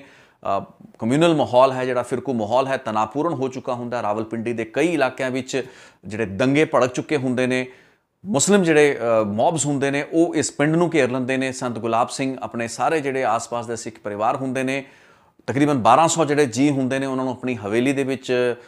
ਪੂਰੇ ਸਾਜ਼ੋ ਸਮਾਨ ਦੇ ਨਾਲ ਸ਼ਰਨ ਦਿੰਦੇ ਨੇ। ਮੁਕਾਬਲਾ 2 ਦਿਨ ਤੱਕ ਇਸ ਹਵੇਲੀ ਦੇ ਵਿੱਚ ਚੱਲਦਾ ਹੈ। ਇੱਕ ਪਾਸੇ ਮੁਸਲਿਮ ਮੌਬ ਹੁੰਦੇ ਨੇ ਜੋ ਕਿ ਪਾਕਿਸਤਾਨ ਦੀ ਮੁਸਲਿਮ ਲੀਗ ਵੱਲੋਂ ਕਾਫੀ ਹੱਦ ਤੱਕ ਪ੍ਰਵੋਕ ਕੀਤੇ ਜਾ ਰਹੇ ਹੁੰਦੇ ਨੇ, ਕਿਉਂਕਿ ਇੱਕ ਦੁਸ਼ਮਣੀ ਹੁੰਦੀ ਹੈ, ਖਹਿਬਾਜ਼ੀ ਹੁੰਦੀ ਹੈ, ਸਿੱਖਾਂ ਦੇ ਖਿਲਾਫ ਇੱਕ ਗੁੱਸਾ ਹੁੰਦਾ ਹੈ। ਇਹ ਜਿਹੜੀ ਲੜਾਈ ਤਕਰੀਬਨ 2 ਦਿਨ ਚੱਲਣ ਤੋਂ ਬਾਅਦ ਅਖੀਰ ਦੇ ਵਿੱਚ ਮੁਸਲਿਮ ਮੌਬ ਜ਼ਿਆਦਾ ਹੋ ਜਾਂਦਾ ਹੈ, ਜਿਸ ਤੋਂ ਬਾਅਦ ਕਿ ਜਿਹੜੇ ਸਿੱਖ ਹੁੰਦੇ ਨੇ ਉਹਨਾਂ ਨੂੰ ਹਵੇਲੀ ਛੱਡਣੀ ਪੈਂਦੀ ਹੈ। ਉਸ ਤੋਂ ਬਾਅਦ ਉਹਨਾਂ ਨੂੰ ਆਪਣੇ ਬਾਲ ਤੇ ਕੇਸ ਜਿਹੜੇ ਹੈਗੇ ਨੇ ਉਹ ਕੱਟਣ ਲਈ ਕਿਹਾ ਜਾਂਦਾ ਹੈ, ਜ਼ੋਰ ਪਾਇਆ ਜਾਂਦਾ ਹੈ। ਤੇ ਇਸ ਦੌਰਾਨ ਕੁਝ ਮਹਿਲਾਵਾਂ ਜਿਹੜੀਆਂ ਹੁੰਦੀਆਂ ਨੇ ਜੋ ਕਿ ਖੂਹ ਦੇ ਨੇੜੇ ਇਕੱਠੀਆਂ ਹੋਈਆਂ ਹੁੰਦੀਆਂ ਨੇ, ਜਦੋਂ ਉਹਨਾਂ ਨੂੰ ਇਹ ਖਤਰਾ ਮਹਿਸੂਸ ਹੁੰਦਾ ਵੀ ਉਹਨਾਂ ਦੀ ਅਜ਼ਮਤਾਂ, ਉਹਨਾਂ ਦੀ ਇੱਜ਼ਤਾਂ ਨਾ ਲੁੱਟ ਲਈਆਂ ਜਾਣ, ਉਸ ਵਕਤ ਉਹਨਾਂ ਮਹਿਲਾਵਾਂ ਵੱਲੋਂ ਆਪਣੇ ਨਿਆਣੇ, ਛੋਟੇ-ਛੋਟੇ ਨਿਆਣਿਆਂ ਸਮੇਤ ਖੂਹ ਦੇ ਵਿੱਚ ਛਾਲਾਂ ਮਾਰਨ ਦਾ ਸਿਲਸਿਲਾ ਸ਼ੁਰੂ ਹੋ ਜਾਂਦਾ ਹੈ ਤੇ ਬਹੁਤ ਸੀ ਮਹਿਲਾਵਾਂ ਦੀ ਮੌਤ ਹੁੰਦੀ ਹੈ। ਅਖੀਰ ਦੇ ਵਿੱਚ ਦੱਸਿਆ ਜਾਂਦਾ ਵੀ ਉਹ ਜਿਹੜਾ ਖੂਹ ਹੈ ਉਹ ਵੀ ਪੂਰੀ ਤਰੀਕੇ ਨਾਲ ਭਰ ਚੁੱਕਾ ਹੁੰਦਾ ਹੈ। ਹਾਲਾਂਕਿ ਇਸ ਤੋਂ ਬਾਅਦ ਜਿਹੜੇ ਮੁਸਲਿਮ ਦੰਗਾਈ ਹੁੰਦੇ ਨੇ ਉਹ ਵੀ ਕਾਫੀ ਹੱਦ ਤੱਕ ਘਬਰਾ ਜਾਂਦੇ ਨੇ, ਕਿਉਂਕਿ ਇਸੇ ਦੌਰਾਨ ਜਿਹੜੀ ਮਿਲਟਰੀ ਹੈ ਉਸ ਵਕਤ, ਕਿਉਂਕਿ ਲਾਰਡ ਮਾਊਂਟਬੈਟਨ ਹੁੰਦੇ ਨੇ ਇੰਚਾਰਜ, ਲਾਰਡ ਮਾਊਂਟਬੈਟਨ ਤੇ ਉਹਨਾਂ ਦੀ ਪਤਨੀ ਇਹਨਾਂ ਇਲਾਕਿਆਂ ਦੇ ਵਿੱਚ, ਇਸ ਪਿੰਡ, ਇਸ ਹਵੇਲੀ ਦੇ ਵਿੱਚ ਬਾਅਦ ਦੇ ਵਿੱਚ ਵਿਜ਼ਿਟ ਵੀ ਕਰਦੇ ਨੇ। ਮਿਲਟਰੀ ਇਸ ਤੋਂ ਪਹਿਲਾਂ ਪਹੁੰਚ ਜਾਂਦੀ ਹੈ, ਲੇਕਿਨ ਉਹ ਮਹਿਲਾਵਾਂ ਦੀ ਸ਼ਹਾਦਤਾਂ ਜਿਹੜੀਆਂ ਹੈ ਉਹ ਹੋ ਚੁੱਕੀਆਂ ਹੁੰਦੀਆਂ ਨੇ। ਸੋ ਇੱਕ ਬਹੁਤ ਵੱਡੀ ਲੜਾਈ ਹੈ, ਇੱਕ ਬਹੁਤ ਵੱਡਾ ਸੰਘਰਸ਼ ਹੁੰਦਾ ਤੇ ਸਿੱਖਾਂ ਤੇ ਮੁਸਲਮਾਨਾਂ ਦੇ ਵਿੱਚ ਜਿਹੜਾ ਆਪਸੀ ਪਾੜ ਹੁੰਦਾ ਉਹ ਵੱਧ ਰਿਹਾ ਹੁੰਦਾ ਹੈ। ਉਹਨਾਂ ਹਾਲਾਤਾਂ ਦੇ ਵਿੱਚ ਮੁਹੰਮਦ ਅਲੀ ਜਿੰਨਾ ਵੱਲੋਂ ਜਿੰਨੇ ਵੀ ਪ੍ਰਪੋਜ਼ਲ ਇਸ ਤੋਂ ਪਹਿਲਾਂ ਮਾਸਟਰ ਤਾਰਾ ਸਿੰਘ ਜਾਂ ਉਹਨਾਂ ਦੀ ਲੀਡਰਸ਼ਿਪ ਨੂੰ ਦਿੱਤੇ ਗਏ ਹੁੰਦੇ ਨੇ ਉਹ ਬੇਮਾਨਾ ਹੁੰਦੇ ਨੇ, ਉਹਨਾਂ ਦਾ ਕੋਈ ਜ਼ਿਆਦਾ ਮੂੰਹ ਸਿਰ ਪੈਰ ਬਚ ਨਹੀਂ ਰਿਹਾ ਹੁੰਦਾ। ਜ਼ਮੀਨ ਤੇ ਜੋ ਹੋ ਰਿਹਾ ਹੁੰਦਾ ਹੈ ਉਹ ਇੱਕ ਦੂਸਰੇ ਦੇ ਖਿਲਾਫ ਹਿੰਸਾ ਹੋ ਰਹੀ ਹੁੰਦੀ ਹੈ, ਨਸਲਕੁਸ਼ੀ ਇੱਕ ਤਰੀਕੇ ਦੀ ਹੋ ਰਹੀ ਹੁੰਦੀ ਹੈ। ਤੇ ਇਸ ਦਾ ਕੁਝ ਜਿਹੜਾ ਟ੍ਰੇਲਰ ਹੈ 1947 ਦੇ ਅਗਸਤ ਦੇ ਵਿੱਚ ਜੋ ਹੋਣਾ ਹੁੰਦਾ ਹੈ ਉਸ ਦਾ ਟ੍ਰੇਲਰ ਮਾਰਚ 1947 ਦੇ ਵਿੱਚ ਹੀ ਰਾਵਲਪਿੰਡੀ ਵਿੱਚ ਦਿਸਣਾ ਸ਼ੁਰੂ ਹੋ ਚੁੱਕਾ ਹੁੰਦਾ ਹੈ। ਸੋ ਇਹ ਹਾਲਾਤਾਂ ਦੇ ਚੱਲਦੇ ਇਹ ਜਿਹੜੀ ਸਾਰੀ ਲੜਾਈ ਸਿੱਖ ਲੀਡਰਸ਼ਿਪ ਵੱਲੋਂ ਲੜੀ ਗਈ। ਮਾਸਟਰ ਤਾਰਾ ਸਿੰਘ ਜੋ ਕਿ ਲਾਹੌਰ ਦੇ ਵਿੱਚ ਬਹੁਤ ਐਕਟਿਵ ਹੁੰਦੇ ਨੇ, ਬਹੁਤ ਐਸੇ ਸਿੱਖ ਲੈਜਿਸਲੇਟਰ ਹੁੰਦੇ ਨੇ ਲਾਹੌਰ ਦੀ ਜਿਹੜੀ ਉਸ ਵਕਤ ਪੰਜਾਬ ਦੀ ਜਿਹੜੀ ਅਸੈਂਬਲੀ ਹੁੰਦੀ ਸੀ, ਲੈਜਿਸਲੇਟਿਵ ਅਸੈਂਬਲੀ ਹੁੰਦੀ ਸੀ, ਲਾਹੌਰ ਦੇ ਵਿੱਚ ਹੁੰਦੀ ਸੀ, ਕਿਉਂਕਿ ਲਾਹੌਰ ਰਾਜਧਾਨੀ ਸੀ। ਲਾਹੌਰ ਦੇ ਵਿੱਚ ਇੱਕ ਬਹੁਤ ਵੱਡੀ ਜਿਹੜੀ ਤਲਖੀ ਤੇ ਟਕਰਾਅ ਦੀ ਜਿਹੜੀ ਸਥਿਤੀ ਹੈ ਉਹ ਸਿਆਸੀ ਪੱਧਰ ਤੇ ਇਹ ਆਗੂਆਂ ਦੇ ਵਿੱਚ ਹੋ ਰਹੀ ਹੁੰਦੀ ਹੈ। ਉਹਨਾਂ ਹਾਲਾਤਾਂ ਦੇ ਵਿੱਚ ਇਹ ਜਿਹੜੀ ਹੋ ਰਹੀ ਹਿੰਸਾ ਸਿੱਖਾਂ ਨੂੰ ਹੀ ਜ਼ਿਆਦਾ ਨਿਸ਼ਾਨੇ ਤੇ ਲੈ ਰਹੀ ਸੀ। ਇਹੀ ਕਾਰਨ ਸੀ ਵੀ ਸਿੱਖਾਂ ਅਤੇ ਮੁਸਲਿਮ ਲੀਗ ਦੀ ਲੀਡਰਸ਼ਿਪ ਬਹੁਤ ਦੂਰ ਜਾ ਚੁੱਕੇ ਸਨ। ਉਹਨਾਂ ਹਾਲਾਤਾਂ ਦੇ ਵਿੱਚ ਸਿੱਖ ਲੀਡਰਸ਼ਿਪ ਕੋਲ ਕਾਂਗਰਸ, ਪੰਡਿਤ ਜਵਾਹਰ ਲਾਲ ਨਹਿਰੂ, ਜੋ ਕਿ ਆਪਣੇ ਬਹੁਤ ਹੀ ਲੁਭਾਵਣੇ ਜਿਹੜੇ ਵਾਅਦੇ ਉਹਨਾਂ ਨੂੰ ਕਰ ਕਰਕੇ ਬਾਕਾਇਦਾ ਭਰੋਸੇ ਦਵਾ ਕੇ ਭਾਰਤ ਦੇ ਇੱਕ ਫੈਡਰਲ ਸੰਘੀ ਢਾਂਚੇ ਦਾ ਜ਼ਿਕਰ ਕਰ ਕਰਕੇ ਇਸ ਚੀਜ਼ ਲਈ ਭਰਮਾਉਣ ਦੀ ਕੋਸ਼ਿਸ਼ ਕਰਦੇ ਰਹੇ ਤੇ ਕਾਫੀ ਹੱਦ ਤੱਕ ਉਸ ਵਿੱਚੋਂ ਕਾਮਯਾਬ ਰਹੇ। ਤੇ ਅਖੀਰ ਦੇ ਵਿੱਚ ਜਦੋਂ ਚੁਆਇਸ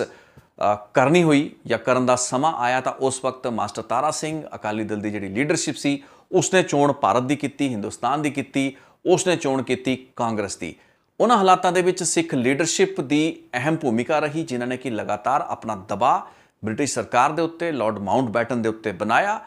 ਤੇ ਮੁਹੰਮਦ ਅਲੀ ਜ਼ਿਲ੍ਹਾ ਦਾ ਜਿਹੜਾ ਮਨਸੂਬਾ ਸੀ ਜਾਂ ਉਹਨਾਂ ਦਾ ਜਿਹੜਾ ਇਰਾਦਾ ਸੀ, ਪਾਕਿਸਤਾਨ ਦੀ ਸਰਹੱਦ ਨੂੰ ਗੁੜਗਾਉਂ ਜਾਂ ਦਿੱਲੀ ਦੇ ਬਿਲਕੁਲ ਬਾਰਡਰ ਤੱਕ ਰੱਖਣ ਦਾ, ਉਸ ਵਿੱਚ ਕਾਮਯਾਬ ਹੋਣ ਨਹੀਂ ਦਿੱਤਾ, purely because of master Tara Singh. ਤੇ ਇਸ ਦਾ ਅਸਰ ਸਿਰਫ ਪੰਜਾਬ ਦੇ ਵਿੱਚ ਹੀ ਨਜ਼ਰ ਨਹੀਂ ਆਇਆ, ਬਲਕਿ ਬੰਗਾਲ ਦੇ ਵਿੱਚ ਵੀ ਨਜ਼ਰ ਆਇਆ। ਬੰਗਾਲ ਦੇ ਵਿੱਚ ਵੀ ਜਿਹੜਾ ਪੱਛਮੀ ਬੰਗਾਲ ਹੈ ਉਸ ਨੂੰ ਭਾਰਤ ਦੇ ਵਿੱਚ ਰੱਖਣ ਦੇ ਵਿੱਚ ਇੱਕ ਜਿਹੜੀ ਬੜੀ ਵੱਡੀ ਭੂਮਿਕਾ ਸੀ ਉਹ ਸਟੈਂਡ ਦੀ ਸੀ, ਜੋ ਕਿ ਮਾਸਟਰ ਤਾਰਾ ਸਿੰਘ ਯਾਨੀ ਕਿ ਸਿੱਖ ਲੀਡਰਸ਼ਿਪ ਵੱਲੋਂ ਲਿਆ ਗਿਆ। ਸੋ ਕਾਫੀ ਮਜ਼ਬੂਤ ਸਟੈਂਡ ਸੀ, ਜਿਸ ਤੋਂ ਬਾਅਦ ਕਿ ਬ੍ਰਿਟਿਸ਼ ਸਰਕਾਰ ਤੇ ਲਾਰਡ ਮਾਊਂਟਬੈਟਨ ਨੂੰ ਥੋੜੀ ਜੀ ਹਾਰਡ ਬਾਰਗੇਨਿੰਗ ਕਰਨੀ ਪਈ ਮੁਹੰਮਦ ਅਲੀ ਜਿੰਨਾ ਦੇ ਨਾਲ, ਜਿੰਨਾ ਜੋ ਕਿ ਬਿਲਕੁਲ ਤਿਆਰ ਨਹੀਂ ਸਨ ਪੰਜਾਬ ਦੀ ਵੰਡ ਲਈ। ਉਹਨਾਂ ਨੂੰ ਇਸ ਚੀਜ਼ ਲਈ ਤਿਆਰ ਹੋਣਾ ਪਿਆ ਤੇ ਜਿਹੜੀ ਸਰਹੱਦ ਜਿਸ ਨੇ ਕਿ ਗੁੜਗਾਉਂ ਜਾਂ ਦਿੱਲੀ ਦੇ ਬਾਰਡਰ ਦੇ ਉੱਤੇ ਹੋਣਾ ਸੀ, ਉਸ ਨੂੰ ਸਰਕਾ ਕੇ ਕਈ 100 ਕਿਲੋਮੀਟਰ ਦੂਰ ਵਾਗੇ ਤੈਅ ਕਰਨਾ ਪਿਆ। ਇਹ ਉਹ ਹਾਲਾਤ ਸਨ ਜਿਸ ਦੌਰਾਨ ਕਿ ਜਿਹੜੀ ਸਿੱਖ ਲੀਡਰਸ਼ਿਪ ਸੀ, ਇਸ ਭਰੋਸੇ ਦੇ ਉੱਤੇ, ਇਸ ਆਧਾਰ ਦੇ ਉੱਤੇ ਵੀ ਉਹਨਾਂ ਨੂੰ ਜਿਹੜਾ ਵਚਨ ਦਿੱਤਾ ਗਿਆ ਮਹਾਤਮਾ ਗਾਂਧੀ, ਪੰਡਿਤ ਜਵਾਹਰ ਲਾਲ ਨਹਿਰੂ, ਕਾਂਗਰਸ ਵੱਲੋਂ ਅਲੱਗ-ਅਲੱਗ ਉਸਦੇ ਅਧਿਵੇਸ਼ਨਾਂ, ਮਤਿਆਂ, ਰੈਜ਼ੋਲੂਸ਼ਨ ਦੇ ਜ਼ਰੀਏ ਉਸ ਨੂੰ ਪੂਰਾ ਕਰਨਗੇ, ਉਸ ਉੱਤੇ ਪੂਰੇ ਪੈਣਗੇ। ਇਸ ਭਰੋਸੇ ਉੱਤੇ ਕਾਂਗਰਸ ਅਤੇ ਨਹਿਰੂ ਦੇ ਨਾਲ ਤੁਰਨ ਦਾ ਫੈਸਲਾ ਸਿੱਖ ਲੀਡਰਸ਼ਿਪ ਲੈਂਦੀ ਹੈ। ਇਸੇ ਕਾਰਨ ਕਾਫੀ ਹਿੱਸਾ ਜਿਹੜਾ ਪੰਜਾਬ ਦਾ ਅਤੇ ਬੰਗਾਲ ਦਾ ਭਾਰਤ ਦੇ ਹਿੱਸੇ ਵਿੱਚ ਹੀ ਰਹਿ ਜਾਂਦਾ ਹੈ, ਜਿਸ ਤੋਂ ਬਾਅਦ ਕਿ ਜਦੋਂ ਭਾਰਤ ਦੀ ਵੰਡ ਹੁੰਦੀ ਹੈ ਉਸ ਵਕਤ ਜਿਨ੍ਹਾਂ ਨੂੰ ਹਥਿਆਰ ਪਾਉਣੇ ਪੈਂਦੇ ਨੇ, ਲਾਰਡ ਮਾਊਂਟਬੈਟਨ ਦਾ ਜਿਹੜਾ ਮਾਊਂਟਬੈਟਨ ਪਲਾਨ ਹੁੰਦਾ ਹੈ, ਉਸ ਦੇ ਤਹਿਤ ਬਾਉਂਡਰੀ ਕਮਿਸ਼ਨ ਜਦੋਂ ਬਣਦਾ ਹੈ, ਉਹ ਇੱਕ ਅਲੱਗ ਸਰਹੱਦ, ਉਸ ਸਰਹੱਦ ਨਾਲੋਂ ਜਿਸ ਉੱਤੇ ਕਿ ਕਾਫੀ ਸਮੇਂ ਮਾਊਂਟਬੈਟਨ ਅੜੇ ਰਹੇ, ਉਸ ਤੋਂ ਇੱਕ ਅਲੱਗ ਸਰਹੱਦ ਉਸ ਨੂੰ ਤੈਅ ਕਰਦੇ ਨੇ। ਇਹਨਾਂ ਹਾਲਾਤਾਂ ਦੇ ਵਿੱਚ ਪੰਜਾਬ ਦੀ ਵੰਡ ਹੁੰਦੀ ਹੈ ਤੇ ਉਸ ਤੋਂ ਬਾਅਦ 15 ਅਗਸਤ 1947 ਤੋਂ ਪਹਿਲਾਂ ਪਾਕਿਸਤਾਨ, 14 ਅਗਸਤ ਤੇ ਦੇਸ਼ ਦੀ ਵੰਡ, ਇੱਕ ਐਸਾ ਸੰਤਾਪ ਜੋ ਕਿ ਪੰਜਾਬ ਨੇ ਭੋਗਣਾ ਹੀ ਭੋਗਣਾ ਸੀ। ਪੰਜਾਬ ਦੀ ਸਿੱਖ ਲੀਡਰਸ਼ਿਪ ਸਮਝ ਰਹੀ ਸੀ, ਦੇਸ਼ ਦੇ ਕੁਝ ਹੋਰ ਰੋਸ਼ਨ ਦਿਮਾਗ ਲੀਡਰ ਵੀ ਸਮਝ ਰਹੇ ਸੀ, ਮੁਹੰਮਦ ਅਬਦੁਲ ਗਫਾਰ ਖਾਨ ਵਰਗੇ ਕੁਝ ਮੁਸਲਿਮ ਲੀਡਰ ਵੀ ਸਮਝ ਰਹੇ ਸਨ ਵੀ ਇਹ ਵੰਡ ਕਿੱਡੀ ਘਾਤਕ ਹੈ। ਲੇਕਿਨ ਉਹਦਾ ਅਸਲ ਅਸਰ ਜਿਹੜਾ ਹੈ ਉਹ ਦਿਸਦਾ ਹੈ ਵੰਡ ਤੋਂ ਕੁਝ ਹਫ਼ਤੇ ਪਹਿਲੇ, ਜਦੋਂ ਕਿ ਦੰਗੇ ਸ਼ੁਰੂ ਹੁੰਦੇ ਨੇ, ਲੁੱਟਪਾਟ ਸ਼ੁਰੂ ਹੁੰਦੀ ਹੈ। ਦੇਖਿਆ ਵੀ ਤਕਰੀਬਨ 1.5 ਕਰੋੜ ਦੇ ਆਸ-ਪਾਸ ਜਿਹੜੀ ਆਬਾਦੀ ਸੀ ਉਸ ਨੂੰ ਸਰਹੱਦ ਤੋਂ ਕ੍ਰਾਸ ਕਰਨਾ ਪਿਆ। ਦੁਨੀਆ ਦੀ ਸਭ ਤੋਂ ਵੱਡੀ ਮਾਈਗ੍ਰੇਸ਼ਨ ਦੇ ਵਿੱਚੋਂ ਇਹ ਮੰਨੀ ਗਈ। ਤਕਰੀਬਨ 10 ਲੱਖ ਦੇ ਆਸ-ਪਾਸ ਅੰਦਾਜ਼ਾ ਹੈ ਲੋਕਾਂ ਨੂੰ ਆਪਣੀਆਂ ਜਾਨਾਂ ਤੋਂ ਹੱਥ ਧੋਣੇ ਪਏ। ਸਰਹੱਦ ਦੇ ਦੋਵੇਂ ਪਾਸੇ ਜੋ ਕਤਲ-ਗਾਰਤ ਹੋਈ, ਬੱਚਿਆਂ ਦੇ ਕਤਲ ਹੋਏ, ਮਹਿਲਾਵਾਂ ਦੇ ਨਾਲ ਬਲਾਤਕਾਰ ਹੋਏ, ਲੋਕਾਂ ਨੇ ਜਿਉਂਦੇ ਸਾੜਤਾ ਗਿਆ। ਟ੍ਰੇਨਾਂ ਭਰੀਆਂ ਹੋਈਆਂ ਲਾਸ਼ਾਂ ਦੀਆਂ ਬਾਰਡਰਾਂ ਤੋਂ ਇੱਕ ਤੋਂ ਦੂਸਰੇ ਪਾਸੇ ਭੇਜੀਆਂ ਗਈਆਂ। ਇੱਕ ਲਾਸ਼ਾਂ ਦੀ ਕੱਟੀ ਹੋਈ ਟ੍ਰੇਨ ਪਹੁੰਚਦੀ ਸੀ ਤੇ ਕੱਟੀ ਹੋਈ ਲਾਸ਼ਾਂ ਦੀ ਦੂਸਰੀ ਟ੍ਰੇਨ ਉਸਦੇ ਜਵਾਬ ਵਜੋਂ ਭੇਜੀ ਜਾਂਦੀ ਸੀ। ਇੱਕ ਇਸ ਕਿਸਮ ਦਾ ਇੱਕ ਅਣਮਨੁੱਖੀ ਜਿਹੜਾ ਇੱਕ ਵਰਤਾਰਾ ਵੇਖਣ ਨੂੰ ਮਿਲਿਆ, ਜੋ ਕਿ ਦੁਨੀਆ ਦੇ ਇਤਿਹਾਸ ਦੇ ਵਿੱਚ ਵੀ ਸ਼ਾਇਦ ਬਹੁਤ ਘੱਟ ਥਾਵਾਂ ਤੇ ਵੇਖਣ ਨੂੰ ਮਿਲਦਾ ਹੈ। ਉਹ ਵੀ ਉਸ ਵਕਤ ਜਦੋਂ ਕਿ ਉਸ ਧਰਤੀ ਜੋ ਕਿ ਗੁਰੂਆਂ, ਪੀਰਾਂ, ਪੈਗੰਬਰਾਂ ਦੀ ਧਰਤੀ ਹੋਵੇ, ਉਸ ਧਰਤੀ ਉੱਤੇ ਐਡਾ ਲਹੂ ਵਗਿਆ। ਸਭ ਤੋਂ ਜ਼ਿਆਦਾ ਜਿਹੜਾ ਨੁਕਸਾਨ ਇਸ ਵੰਡ ਦਾ ਸੀ ਉਹ ਪੰਜਾਬੀਆਂ ਨੂੰ ਕਿਵੇਂ ਭੁਗਤਣਾ ਪਿਆ, ਇਹ ਅੰਕੜਿਆਂ ਦੀ ਸ਼ਕਲ ਦੇ ਵਿੱਚ ਵੀ ਸਮਝਣ ਦੀ ਲੋੜ ਹੈ। ਇਹ ਦੱਸਿਆ ਜਾਂਦਾ ਵੀ ਜਿਹੜੀ ਜ਼ਮੀਨਾਂ ਸਨ, ਤਕਰੀਬਨ 67 ਲੱਖ ਏਕੜ ਜਿਹੜੀ ਜ਼ਮੀਨ ਸੀ, ਉਹ ਲੋਕ ਪੰਜਾਬੀ, ਸਿੱਖ ਅਤੇ ਹਿੰਦੂ ਜੋ ਕਿ ਆਪਣੀਆਂ ਜ਼ਮੀਨਾਂ 67 ਲੱਖ ਏਕੜ ਜ਼ਮੀਨਾਂ ਪਾਕਿਸਤਾਨ ਦੇ ਵਿੱਚ, ਪਾਕਿਸਤਾਨ ਦੇ ਜਿਹੜਾ ਪੱਛਮੀ ਪੰਜਾਬ ਸੀ ਉਸ ਦੇ ਵਿੱਚ ਛੱਡ ਕੇ ਉਹਨਾਂ ਨੂੰ ਆਉਣਾ ਪਿਆ। ਜਦੋਂ ਕਿ ਇੱਥੇ ਭਾਰਤ ਵਿੱਚ ਜਦੋਂ ਪਹੁੰਚਦੇ ਹੈਗੇ ਨੇ ਪੂਰਬੀ ਪੰਜਾਬ ਦੇ ਵਿੱਚ, ਜੋ ਕਿ ਹੁਣ ਮਾਡਰਨ ਪੰਜਾਬ ਹੈ, ਉਸ ਦੇ ਵਿੱਚ ਉਹਨਾਂ ਨੂੰ ਮਹਿਜ਼ 47 ਲੱਖ ਏਕੜ ਹੀ ਮਿਲਿਆ। ਤਕਰੀਬਨ 20 ਲੱਖ ਏਕੜ ਤਾਂ ਜਿਹੜੀ ਜ਼ਮੀਨ ਸੀ ਉਹ ਘੱਟ ਮਿਲਦੀ ਹੈ, ਜੋ ਕਿ ਕੁੱਲ ਜ਼ਮੀਨ ਦਾ ਜਿਹੜਾ ਵੰਡ ਹੁੰਦੀ ਹੈ ਉਸ ਦਾ 38% ਦਾ ਨੁਕਸਾਨ ਹੈ। ਯਾਨੀ ਕਿ 38% ਜ਼ਮੀਨਾਂ ਜਿਹੜੀਆਂ ਸੀ ਉਹ ਘੱਟ ਮਿਲੀਆਂ। ਇਸ ਦੇ ਨਾਲ ਹੀ ਜਿਹੜੀ ਫਰਟਾਈਲ ਜ਼ਮੀਨ ਸੀ, ਯਾਨੀ ਕਿ ਉਪਜਾਊ ਜ਼ਮੀਨ ਸੀ, ਉਹ ਵੀ ਜਿਹੜੇ ਪੰਜਾਬੀ ਉੱਥੋਂ ਉੱਜੜ ਕੇ ਆਏ, ਉਹਨਾਂ ਨੂੰ ਆਪਣੀਆਂ ਬਹੁਤ ਹੀ ਉਪਜਾਊ ਜਿਹੜੀਆਂ ਜ਼ਮੀਨਾਂ ਸਨ ਉਹਨਾਂ ਨੂੰ ਛੱਡ ਕੇ ਆਉਣਾ ਪਿਆ। ਉਹ ਜਿਹੜੀਆਂ ਜ਼ਮੀਨਾਂ ਜੋ ਕਿ ਇੱਥੋਂ ਦੀ ਮੁਸਲਮਾਨਾਂ ਦੀ ਜਿਹੜੀ ਵਸੋਂ ਛੱਡ ਕੇ ਗਈ ਸੀ, ਨਾ ਤਾਂ ਉਹ ਉਨੀਆਂ ਉਪਜਾਊ ਜ਼ਮੀਨਾਂ ਸਨ ਤੇ ਨਾ ਹੀ ਉਹਨਾਂ ਦੇ ਵਿੱਚ ਸਿੰਚਾਈ ਦੇ ਜ਼ਿਆਦਾ ਬਿਹਤਰ ਪ੍ਰਬੰਧ ਸਨ। ਉਸ ਤਰੀਕੇ ਦੇ ਪ੍ਰਬੰਧ ਜੋ ਕਿ ਪਾਕਿਸਤਾਨ ਦੇ ਵਿੱਚ ਖੁੱਸੀਆਂ ਆਪਣੀਆਂ ਜ਼ਮੀਨਾਂ ਦੇ ਵਿੱਚ ਇਹ ਲੋਕਾਂ ਦੇ ਹੋਇਆ ਕਰਦੇ ਸਨ। ਸੋ ਇੱਕ ਬਹੁਤ ਵੱਡਾ ਘਾਟਾ ਸੀ। ਉਸ ਤੋਂ ਵੀ ਵੱਡਾ ਘਾਟਾ ਸੀਗਾ ਸ਼ਹਿਰੀ ਇਲਾਕਿਆਂ ਦੇ ਵਿੱਚ, ਜਿੱਥੇ ਕਿ ਆਪਣੀਆਂ ਜਾਇਦਾਦਾਂ ਸੰਪत्तियां ਛੱਡ ਕੇ ਉਹ ਲੋਕ ਜੋ ਕਿ ਬਹੁਤ ਮਿਹਨਤਕਸ਼ ਲੋਕ ਸਨ ਉਹਨਾਂ ਨੂੰ ਆਉਣਾ ਪਿਆ ਤੇ ਵਾਪਸ ਵੀ ਜਦੋਂ ਇੱਥੇ ਆਏ ਉਹਨਾਂ ਨੂੰ ਉਸ ਮੁਕਾਬਲੇ ਉਸ ਮੁਆਵਜ਼ੇ ਦੇ ਵਜੋਂ ਕੰਪਨਸੇਸ਼ਨ ਦੇ ਵਜੋਂ ਵੀ ਉਸ ਦੇ ਨਾਲ ਦੀ ਬਣਦੀ ਹੋਈ ਜਿਹੜੀ ਸਾਰੀ ਕੰਪਨਸੇਸ਼ਨ ਸੀ ਸੰਪत्तियां ਵਗੈਰਾ ਉਹ ਨਹੀਂ ਮਿਲ ਪਾਈਆਂ। ਇਸ ਤੋਂ ਵੀ ਵੱਡਾ ਨੁਕਸਾਨ ਜੋ ਕਿ ਸਿੱਖਾਂ ਨੂੰ ਹੋਇਆ ਇਸ ਵੰਡ ਦਾ ਉਹ ਸੀ ਗੁਰਧਾਮਾਂ ਦਾ ਵਿਛੜ ਜਾਣਾ, ਯਾਨੀ ਕਿ ਬਹੁਤ ਸੇ ਐਸੇ ਗੁਰਧਾਮ ਜਿਨ੍ਹਾਂ ਵਿੱਚ ਸ੍ਰੀ ਨਨਕਾਣਾ ਸਾਹਿਬ, ਪੰਜਾ ਸਾਹਿਬ, ਇਸ ਤੋਂ ਇਲਾਵਾ ਕਰਤਾਰਪੁਰ ਸਾਹਿਬ, ਇਹ ਸਾਰੇ ਉਹ ਗੁਰਧਾਮ ਸਨ ਜੋ ਕਿ ਇੱਕ ਤਰੀਕੇ ਨਾਲ ਵਿਛੋੜਤੇ ਗਏ। ਬਾਅਦ ਦੇ ਵਿੱਚ ਇਹਨਾਂ ਹੀ ਕਾਰਨਾਂ ਕਰਕੇ ਸਿੱਖਾਂ ਦੀ ਰੋਜ਼ ਦੀ ਜਿਹੜੀ ਹੋਣ ਵਾਲੀ ਅਰਦਾਸ ਹੈ ਉਸ ਦੇ ਵਿੱਚ ਵੀ ਇਹਨਾਂ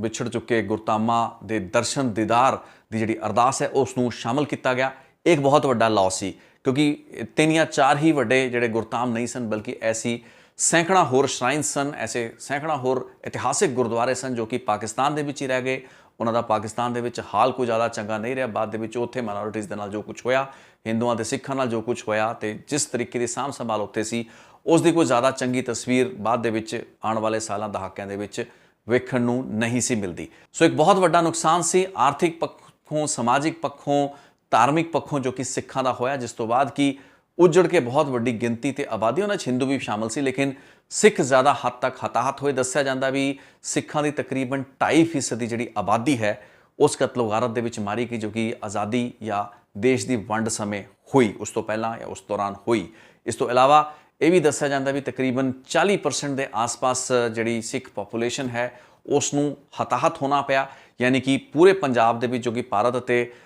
ਪਾਕਿਸਤਾਨ ਦਾ ਪੰਜਾਬ ਸੀ ਉਸ ਵਿੱਚ 40% ਜਿਹੜੀ ਵਸੋਂ ਸੀ ਉਸ ਨੂੰ ਉੱਜੜ ਕੇ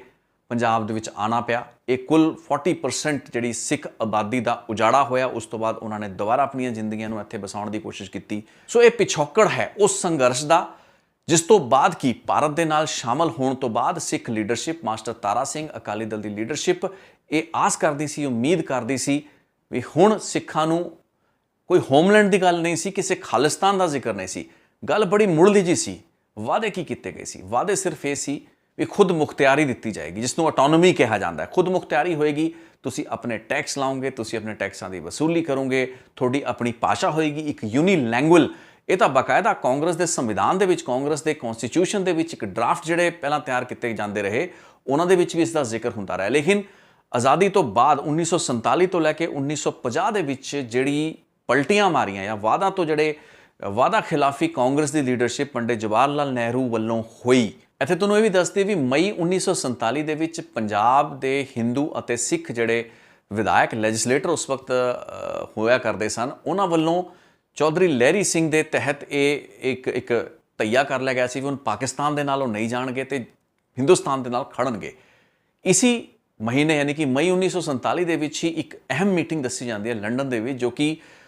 ਜਿਸ ਦੇ ਲਈ ਕਿ ਪੰਡਿਤ ਜਵਾਹਰ ਲਾਲ ਨਹਿਰੂ, ਲਿਆਕਤ ਅਲੀ ਖਾਨ ਜਿਹੜੇ ਮੁਸਲਿਮ ਲੀਗ ਦੇ ਲੀਡਰ ਸਨ ਤੇ ਬਲਦੇਵ ਸਿੰਘ ਜੋ ਕਿ ਅਕਾਲੀ ਦਲ ਦੇ ਲੀਡਰ ਸਨ, ਸਿੱਖਾਂ ਦੀ ਨੁਮਾਇੰਦਗੀ ਕਰ ਰਹੇ ਸਨ, ਉਹਨਾਂ ਦੀ ਇੱਕ ਮੀਟਿੰਗ ਹੈ ਲਾਰਡ ਮਾਊਂਟਬੈਟਨ ਦੇ ਨਾਲ। ਉਹ ਲੰਡਨ ਵਿੱਚ ਜਾ ਕੇ ਮੀਟਿੰਗ ਕਰਦੇ ਨੇ। ਮੀਟਿੰਗ ਦੇ ਵਿੱਚ ਭਾਰਤ ਦੀ ਵੰਡ ਨਾਲ ਸੰਬੰਧੀ ਇੱਕ ਚਰਚਾ ਹੁੰਦੀ ਹੈ। ਜੋ ਵੀ ਸੰਪਰਦਾਇਕ ਜਾਂ ਇੱਕ ਫਿਰਕੂ ਮਾਹੌਲ ਤਣਾਅ ਜਿਹੜਾ ਪੈਦਾ ਉਸ ਵਕਤ ਤੱਕ ਹੋਇਆ ਹੁੰਦਾ ਹੈ, ਦੰਗੇ ਹੋ ਰਹੇ ਹੁੰਦੇ ਨੇ, ਉਸ ਨਾਲ ਕਿਵੇਂ ਨਜਿੱਠਣਾ ਹੈ, ਇਸ ਚੀਜ਼ ਉੱਤੇ ਚਰਚਾ ਹੋਣੀ ਹੁੰਦੀ ਹੈ। ਇਸ ਬੈਠਕ ਦੇ ਵਿੱਚ ਇੱਕ ਬਹੁਤ ਹੀ ਅਹਿਮ ਪ੍ਰਪੋਜ਼ਲ ਦਿੱਤਾ ਜਾਂਦਾ ਹੈ। ਕਾਫੀ ਜਿਹੜੇ ਬ੍ਰਿਟਿਸ਼ ਪਾਰਲੀਮੈਂਟ ਦੇ MPs ਹੁੰਦੇ ਨੇ ਜਾਂ ਸਰਕਾਰ ਦੇ ਨਾਲ ਜੁੜੇ ਹੋਏ ਲੋਕ ਹੁੰਦੇ ਨੇ, ਉਹਨਾਂ ਵੱਲੋਂ ਜਿਹੜੇ ਬਲਦੇਵ ਸਿੰਘ ਹੁੰਦੇ ਨੇ ਉਹਨਾਂ ਨੂੰ ਇਹ ਪ੍ਰਪੋਜ਼ਲ ਦਿੱਤਾ ਜਾਂਦਾ ਹੈ ਵੀ ਜਿਵੇਂ ਮੁਸਲਮਾਨਾਂ ਲਈ ਪਾਕਿਸਤਾਨ ਬਣ ਰਿਹਾ ਹੈ, ਹਿੰਦੂ ਹਿੰਦੁਸਤਾਨ ਲੈ ਚੁੱਕੇ ਨੇ, ਭਾਰਤ ਲੈ ਚੁੱਕੇ ਨੇ, ਉਵੇਂ ਹੀ ਸਿੱਖਾਂ ਨੂੰ ਵੀ ਇੱਕ ਪੋਲੀਟੀਕਲ ਸਟੇਟਸ ਦਿੱਤਾ ਜਾ ਸਕਦਾ ਹੈ, ਇੱਕ ਵੱਖਰਾ ਪੋਲੀਟੀਕਲ ਸਟੇਟਸ ਇਸ ਵਕਤ ਕੱਢਿਆ ਜਾ ਸਕਦਾ ਹੈ। ਇਸ ਚੀਜ਼ ਦਾ ਜਿਹੜਾ ਜ਼ਿਕਰ ਹੈ ਬਲਦੇਵ ਸਿੰਘ ਜਵਾਹਰ ਲਾਲ ਨਹਿਰੂ ਦੇ ਨਾਲ ਕਰਦੇ ਨੇ ਤੇ ਜਵਾਹਰ ਲਾਲ ਨਹਿਰੂ ਉਹਨਾਂ ਨੂੰ ਕਹਿ ਦਿੰਦੇ ਨੇ ਵੀ ਤੁਸੀਂ ਇਹਨਾਂ ਦੀ ਗੱਲਾਂ ਵਿੱਚ ਨਾ ਆਓ ਤੇ ਇਨਕਾਰ ਕਰ ਦਿਓ। ਜਿਸ ਤੋਂ ਬਾਅਦ ਬਲਦੇਵ ਸਿੰਘ ਜਿਹੜੇ ਹੁੰਦੇ ਨੇ ਉਹ ਇਸ ਤਰੀਕੇ ਦਾ ਕੋਈ ਵੀ ਪੋਲੀਟੀਕਲ ਸਟੇਟਸ ਲੈਣ ਦੀ ਜਿਹੜੀ ਗੱਲਬਾਤ ਹੈ ਉਸ ਤੋਂ ਇਨਕਾਰ ਕਰਦੇ ਨੇ। ਇਹਦਾ ਕਾਰਨ ਇਹ ਮੰਨਿਆ ਜਾਂਦਾ ਹੈ ਵੀ ਇਹ ਸਮਝਿਆ ਜਾ ਰਿਹਾ ਹੁੰਦਾ ਵੀ ਅੰਗਰੇਜ਼ ਜਿਹੜੇ ਹੈਗੇ ਨੇ divide and rule the policy ਕਰਕੇ ਪਹਿਲਾਂ ਭਾਰਤ ਉੱਤੇ ਰਾਜ ਕਰਦੇ ਰਹੇ, ਹੁਣ ਵੀ ਜਾਂਦੇ ਜਾਂਦੇ ਇਹ ਭਾਰਤ ਦੇ ਟੋਟੇ ਕਰ ਰਹੇ ਨੇ। ਇੱਕ ਓਵਰਵੈਲਮਿੰਗ ਜਿਹੜਾ ਇੱਕ ਸੈਂਟੀਮੈਂਟ ਹਿੰਦੁਸਤਾਨ ਦੇ ਵਿੱਚ ਜਾਂ ਭਾਰਤ ਦੇ ਵਿੱਚ ਟਰੈਵਲ ਕਰ ਰਿਹਾ ਹੁੰਦਾ। ਕਾਂਗਰਸ ਇਸ ਚੀਜ਼ ਨੂੰ ਮੰਨ ਕੇ ਚੱਲ ਰਹੀ ਹੁੰਦੀ ਹੈ ਵੀ ਅਸੀਂ ਦੇਸ਼ ਦਾ ਹੋਰ ਬਟਵਾਰਾ ਨਹੀਂ ਹੋਣ ਦੇਣਾ। ਲੇਕਿਨ ਇੱਥੇ ਬਲਦੇਵ ਸਿੰਘ ਦੀ ਮਿਸਕੈਲਕੂਲੇਸ਼ਨ ਹੁੰਦੀ ਹੈ, ਉਹ ਜਵਾਬ ਕੋਰਾ ਦੇ ਦਿੰਦੇ ਨੇ। ਬ੍ਰਿਟਿਸ਼ ਦੇ ਜਿਹੜੇ ਹੁਕਮਰਾਨ ਹੁੰਦੇ ਨੇ, ਉੱਥੋਂ ਦੇ ਜਿਹੜੇ ਵੀ ਨੈਗੋਸ਼ੀਏਟਰਸ ਹੁੰਦੇ ਨੇ, ਉਹਨਾਂ ਨੂੰ ਕਹਿ ਦਿੰਦੇ ਨੇ ਵੀ ਸਾਡੀ ਹੋਰ ਕੋਈ ਮੰਗ ਨਹੀਂ, ਸਾਡੀ ਸਿਰਫ ਇੰਨੀ ਕੁ ਮੰਗ ਹੈ ਵੀ ਤੁਸੀਂ ਭਾਰਤ ਛੱਡ ਕੇ ਚਲੇ ਜਾਓ ਤੇ ਸਿੱਖਾਂ ਦੇ ਜਿਹੜੇ ਵੀ ਬਣਦੇ ਹੱਕ ਹੈਗੇ ਨੇ ਜਾਂ ਜੋ ਵੀ ਉਹਨਾਂ ਦਾ ਹਿੱਸੇਦਾਰੀ ਹੈਗੀ ਹੈ, ਉਹ ਅਸੀਂ ਕਾਂਗਰਸ ਦੀ ਜਿਹੜੀ ਧਿਰ ਹੈਗੀ ਹੈ, ਹੁਕਮਰਾਨ ਪਾਰਟੀ ਹੈ, ਪਲੱਸ ਹਿੰਦੂ ਜਿਹੜੇ ਹੈਗੇ ਨੇ, ਉਹਨਾਂ ਦੇ ਨਾਲ ਰਲ ਕੇ ਆਪਸ ਦੇ ਵਿੱਚ ਗੱਲਬਾਤ ਕਰਕੇ ਲੈ ਲਾਂਗੇ। एक ऐसी गलती, इसनूं इतिहासिक गलती भी मन्निया जाता है, क्योंकि मास्टर तारा सिंह जो कि एक सिखां दी बहुत वड्डी एक शख्सियत सन, बहुत ही वड्डे लीडर मन्ने गए उस वक्त सिखां दे हक्कां दे, उन्हां दे ਜਿਹੜੇ ਵੀ ਇੰਟਰਸਟ ਸਨ, ਕੰਸਰਨ ਸਨ, ਉਹਨਾਂ ਦੇ ਪੈਰੋਕਾਰ ਦੇ ਰੂਪ ਵਿੱਚ ਉਹਨਾਂ ਨੂੰ ਵੇਖਿਆ ਗਿਆ। ਉਹਨਾਂ ਦੀ ਹੀ ਲਾਈਨ ਦੇ ਵਿੱਚ ਬਲਦੇਵ ਸਿੰਘ ਵਰਗੀ ਲੀਡਰਸ਼ਿਪ ਸੀ ਜੋ ਕਿ ਇਹ ਨਹੀਂ ਸਮਝ ਪਾਈ ਵੀ ਵਾਅਦਾ ਖਿਲਾਫੀ ਹੋ ਸਕਦੀ ਹੈ, ਇਸ ਪ੍ਰਤੀ ਕੋਈ ਵੀ ਰਿਟਨ ਕਮਿਟਮੈਂਟ ਹੋਣੀ ਚਾਹੀਦੀ ਹੈ, ਕੋਈ ਇੱਕ ਵਿਸ਼ੇਸ਼ ਅਖਤਿਆਰ ਜਿਹੜੇ ਹੈਗੇ ਨੇ ਉਹਨਾਂ ਨੂੰ ਲਿਖਤੀ ਦੇ ਵਿੱਚ ਲਿਆ ਜਾਵੇ, ਜਿਸ ਤੋਂ ਕਿ ਬਾਅਦ ਦੇ ਵਿੱਚ ਮੁੱਕਰ ਕੋਈ ਨਾ ਸਕੇ। ਹਾਲਾਂਕਿ ਲਿਖਤੀ ਦੇ ਵਿੱਚ ਵੀ ਗੱਲਾਂ ਬਾਤਾਂ ਤਾਂ ਕਾਂਗਰਸ ਨੇ ਬਹੁਤ ਕੀਤੀਆਂ, ਪੰਡਿਤ ਨਹਿਰੂ ਨੇ ਬਹੁਤ ਗੱਲਾਂ ਬਾਤਾਂ ਆਪਣੇ ਕਾਂਗਰਸ ਦੇ ਰੈਜ਼ੋਲੂਸ਼ਨ ਦੇ ਵਿੱਚ ਲਿਖੀਆਂ, ਲੇਕਿਨ ਬਾਅਦ ਦੇ ਵਿੱਚ ਇਸ ਤੋਂ ਸਭ ਤੋਂ ਮੁੱਕਰ ਗਏ। ਲੇਕਿਨ ਇਹ ਤੌਮਤ ਅੱਜ ਤੱਕ ਮਾਸਟਰ ਤਾਰਾ ਸਿੰਘ ਉੱਤੇ ਲੱਗਦੀ ਰਹੀ ਹੈ ਵੀ ਉਸ ਵਕਤ ਸੰਭਵ ਸੀ ਸਿੱਖ ਲੀਡਰਸ਼ਿਪ ਆਪਣਾ ਦਬਾਅ ਪਾ ਕੇ, ਆਪਣੀ ਸਿਆਸੀ ਸਿਆਣਪ ਦੀ ਵਰਤੋਂ ਕਰਕੇ ਆਪਣੇ ਲਈ ਇੱਕ ਵੱਖਰਾ ਪੋਲੀਟੀਕਲ ਸਟੇਟਸ ਕੱਢ ਲੈਂਦੀ। ਫਿਰ ਉਹ ਬੇਸ਼ੱਕ ਭਾਵੇਂ ਹਿੰਦੁਸਤਾਨ ਦੇ ਵਿੱਚ ਰਹਿ ਕੇ, ਇੰਡੀਆ ਦੀ ਕਨਫੈਡਰੇਸ਼ਨ ਦੇ ਵਿੱਚ ਰਹਿ ਕੇ ਹੀ ਹੁੰਦਾ, ਕਿਉਂਕਿ ਜੇ ਇੱਕ ਕਰਾਰ ਹੁੰਦਾ, ਇੱਕ ਐਗਰੀਮੈਂਟ ਹੁੰਦਾ, ਜਿਸ ਤਰੀਕੇ ਦਾ ਉਹ ਐਗਰੀਮੈਂਟ ਮੁਸਲਿਮ ਲੀਗ ਅਤੇ ਕਾਂਗਰਸ ਦੇ ਦਰਮਿਆਨ ਹੋਇਆ, ਜਿਸ ਤਰੀਕੇ ਦਾ ਅਵਾਰਡ ਉਹਨਾਂ ਨੂੰ ਦਿੱਤਾ ਗਿਆ ਜਾਂ ਮਾਊਂਟ ਬੈਟਨ ਦਾ ਜਿਹੜਾ ਪਲਾਨ ਸੀ, ਉਹਦੇ ਵਿੱਚ ਆਪਣੀ ਇੱਕ ਪੋਲੀਟੀਕਲ ਜੇ ਹੋਂਦ ਨੂੰ ਤਲਾਸ਼ ਲਿਆ ਗਿਆ ਹੁੰਦਾ ਉਸ ਵਕਤ ਦੀ ਅਕਾਲੀ ਜਾਂ ਸਿੱਖ ਲੀਡਰਸ਼ਿਪ ਵੱਲੋਂ, ਤਾਂ ਸ਼ਾਇਦ ਅੱਜ ਇਹ ਜਿਹੜੇ ਖਾਲਿਸਤਾਨ ਦੀਆਂ ਗਾਹੇ ਬਗਾਹੇ ਗੱਲਾਂ ਬਾਤਾਂ ਉੱਠਦੀਆਂ ਰਹਿੰਦੀਆਂ ਨੇ ਜਾਂ ਇੱਕ ਸਿੱਖ ਹੋਮਲੈਂਡ ਦੀ ਗੱਲ ਹੁੰਦੀ ਰਹਿੰਦੀ ਹੈ, ਇਸ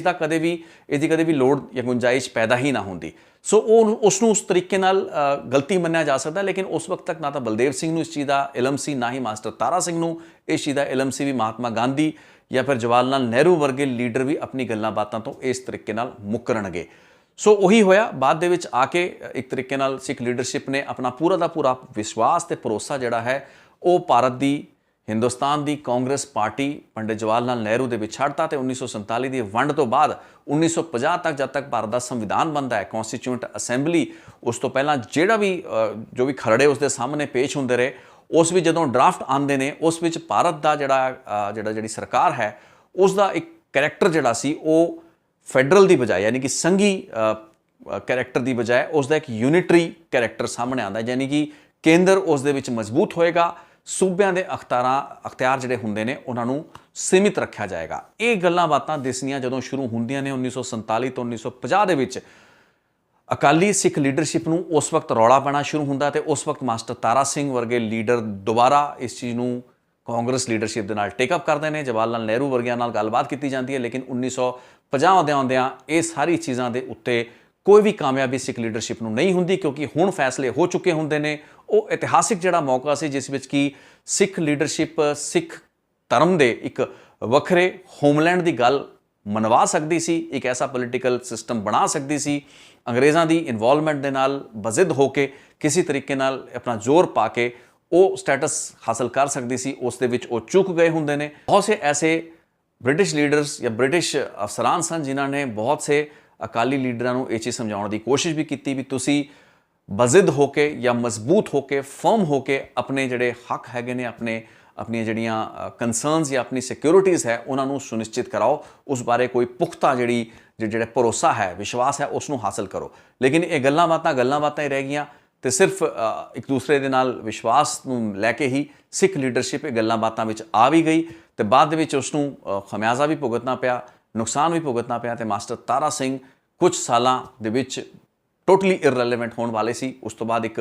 ਹੋਰ ਵੱਡੀ ਮੂਵਮੈਂਟ ਪੰਜਾਬੀ ਸੂਬੇ ਲਈ ਖੜੀ ਹੋਣੀ ਸੀ। ਪੰਡਿਤ ਜਵਾਹਰ ਲਾਲ ਨਹਿਰੂ 1947 ਤੋਂ ਬਾਅਦ ਇੱਕਦਮ ਆਪਣਾ ਗੇਅਰ ਵੀ ਬਦਲਦੇ ਨੇ, ਆਪਣੇ ਸਿਆਸੀ ਰੰਗ ਬਦਲਦੇ ਨੇ, ਆਪਣੇ ਵਾਅਦਿਆਂ ਤੋਂ ਮੁੱਕਰ ਜਾਂਦੇ ਨੇ ਤੇ ਉਸ ਤੋਂ ਬਾਅਦ ਗੱਲਬਾਤ ਉਹ ਬਹੁਤਾਤ ਹਿੰਦੂ ਮੈਜੋਰਿਟੀ ਨੂੰ ਧਿਆਨ ਵਿੱਚ ਰੱਖ ਕੇ ਕਰਦੇ ਨੇ। ਉਹ ਸਾਰੇ ਸਰੋਕਾਰ ਜੋ ਕਿ ਮਾਈਨੋਰਿਟੀਜ਼ ਦੇ ਹੁੰਦੇ ਨੇ ਉਹਨਾਂ ਤੋਂ ਮੁਨਕਰ ਹੁੰਦੇ ਦਿਸਦੇ ਨੇ, ਜਿਸ ਤੋਂ ਬਾਅਦ ਹੀ ਪੰਜਾਬੀ ਸੂਬਾ ਇੱਕ ਵੱਖਰੀ ਰਫ਼ਤਾਰ ਫੜਦਾ ਹੈ। ਅਗਲੀ ਰਿਪੋਰਟ ਵਿੱਚ ਉਸ ਦੀ ਗੱਲ ਕਰਾਂਗੇ। ਬਹੁਤ ਬਹੁਤ ਧੰਨਵਾਦ ਇਸ ਰਿਪੋਰਟ ਨੂੰ ਵੇਖਣ ਲਈ। ਰਿਤੇਸ਼ ਲੱਖੀ ਅਨਪਲੱਗਡ ਨਾਲ ਜੁੜੇ ਰਹੋ।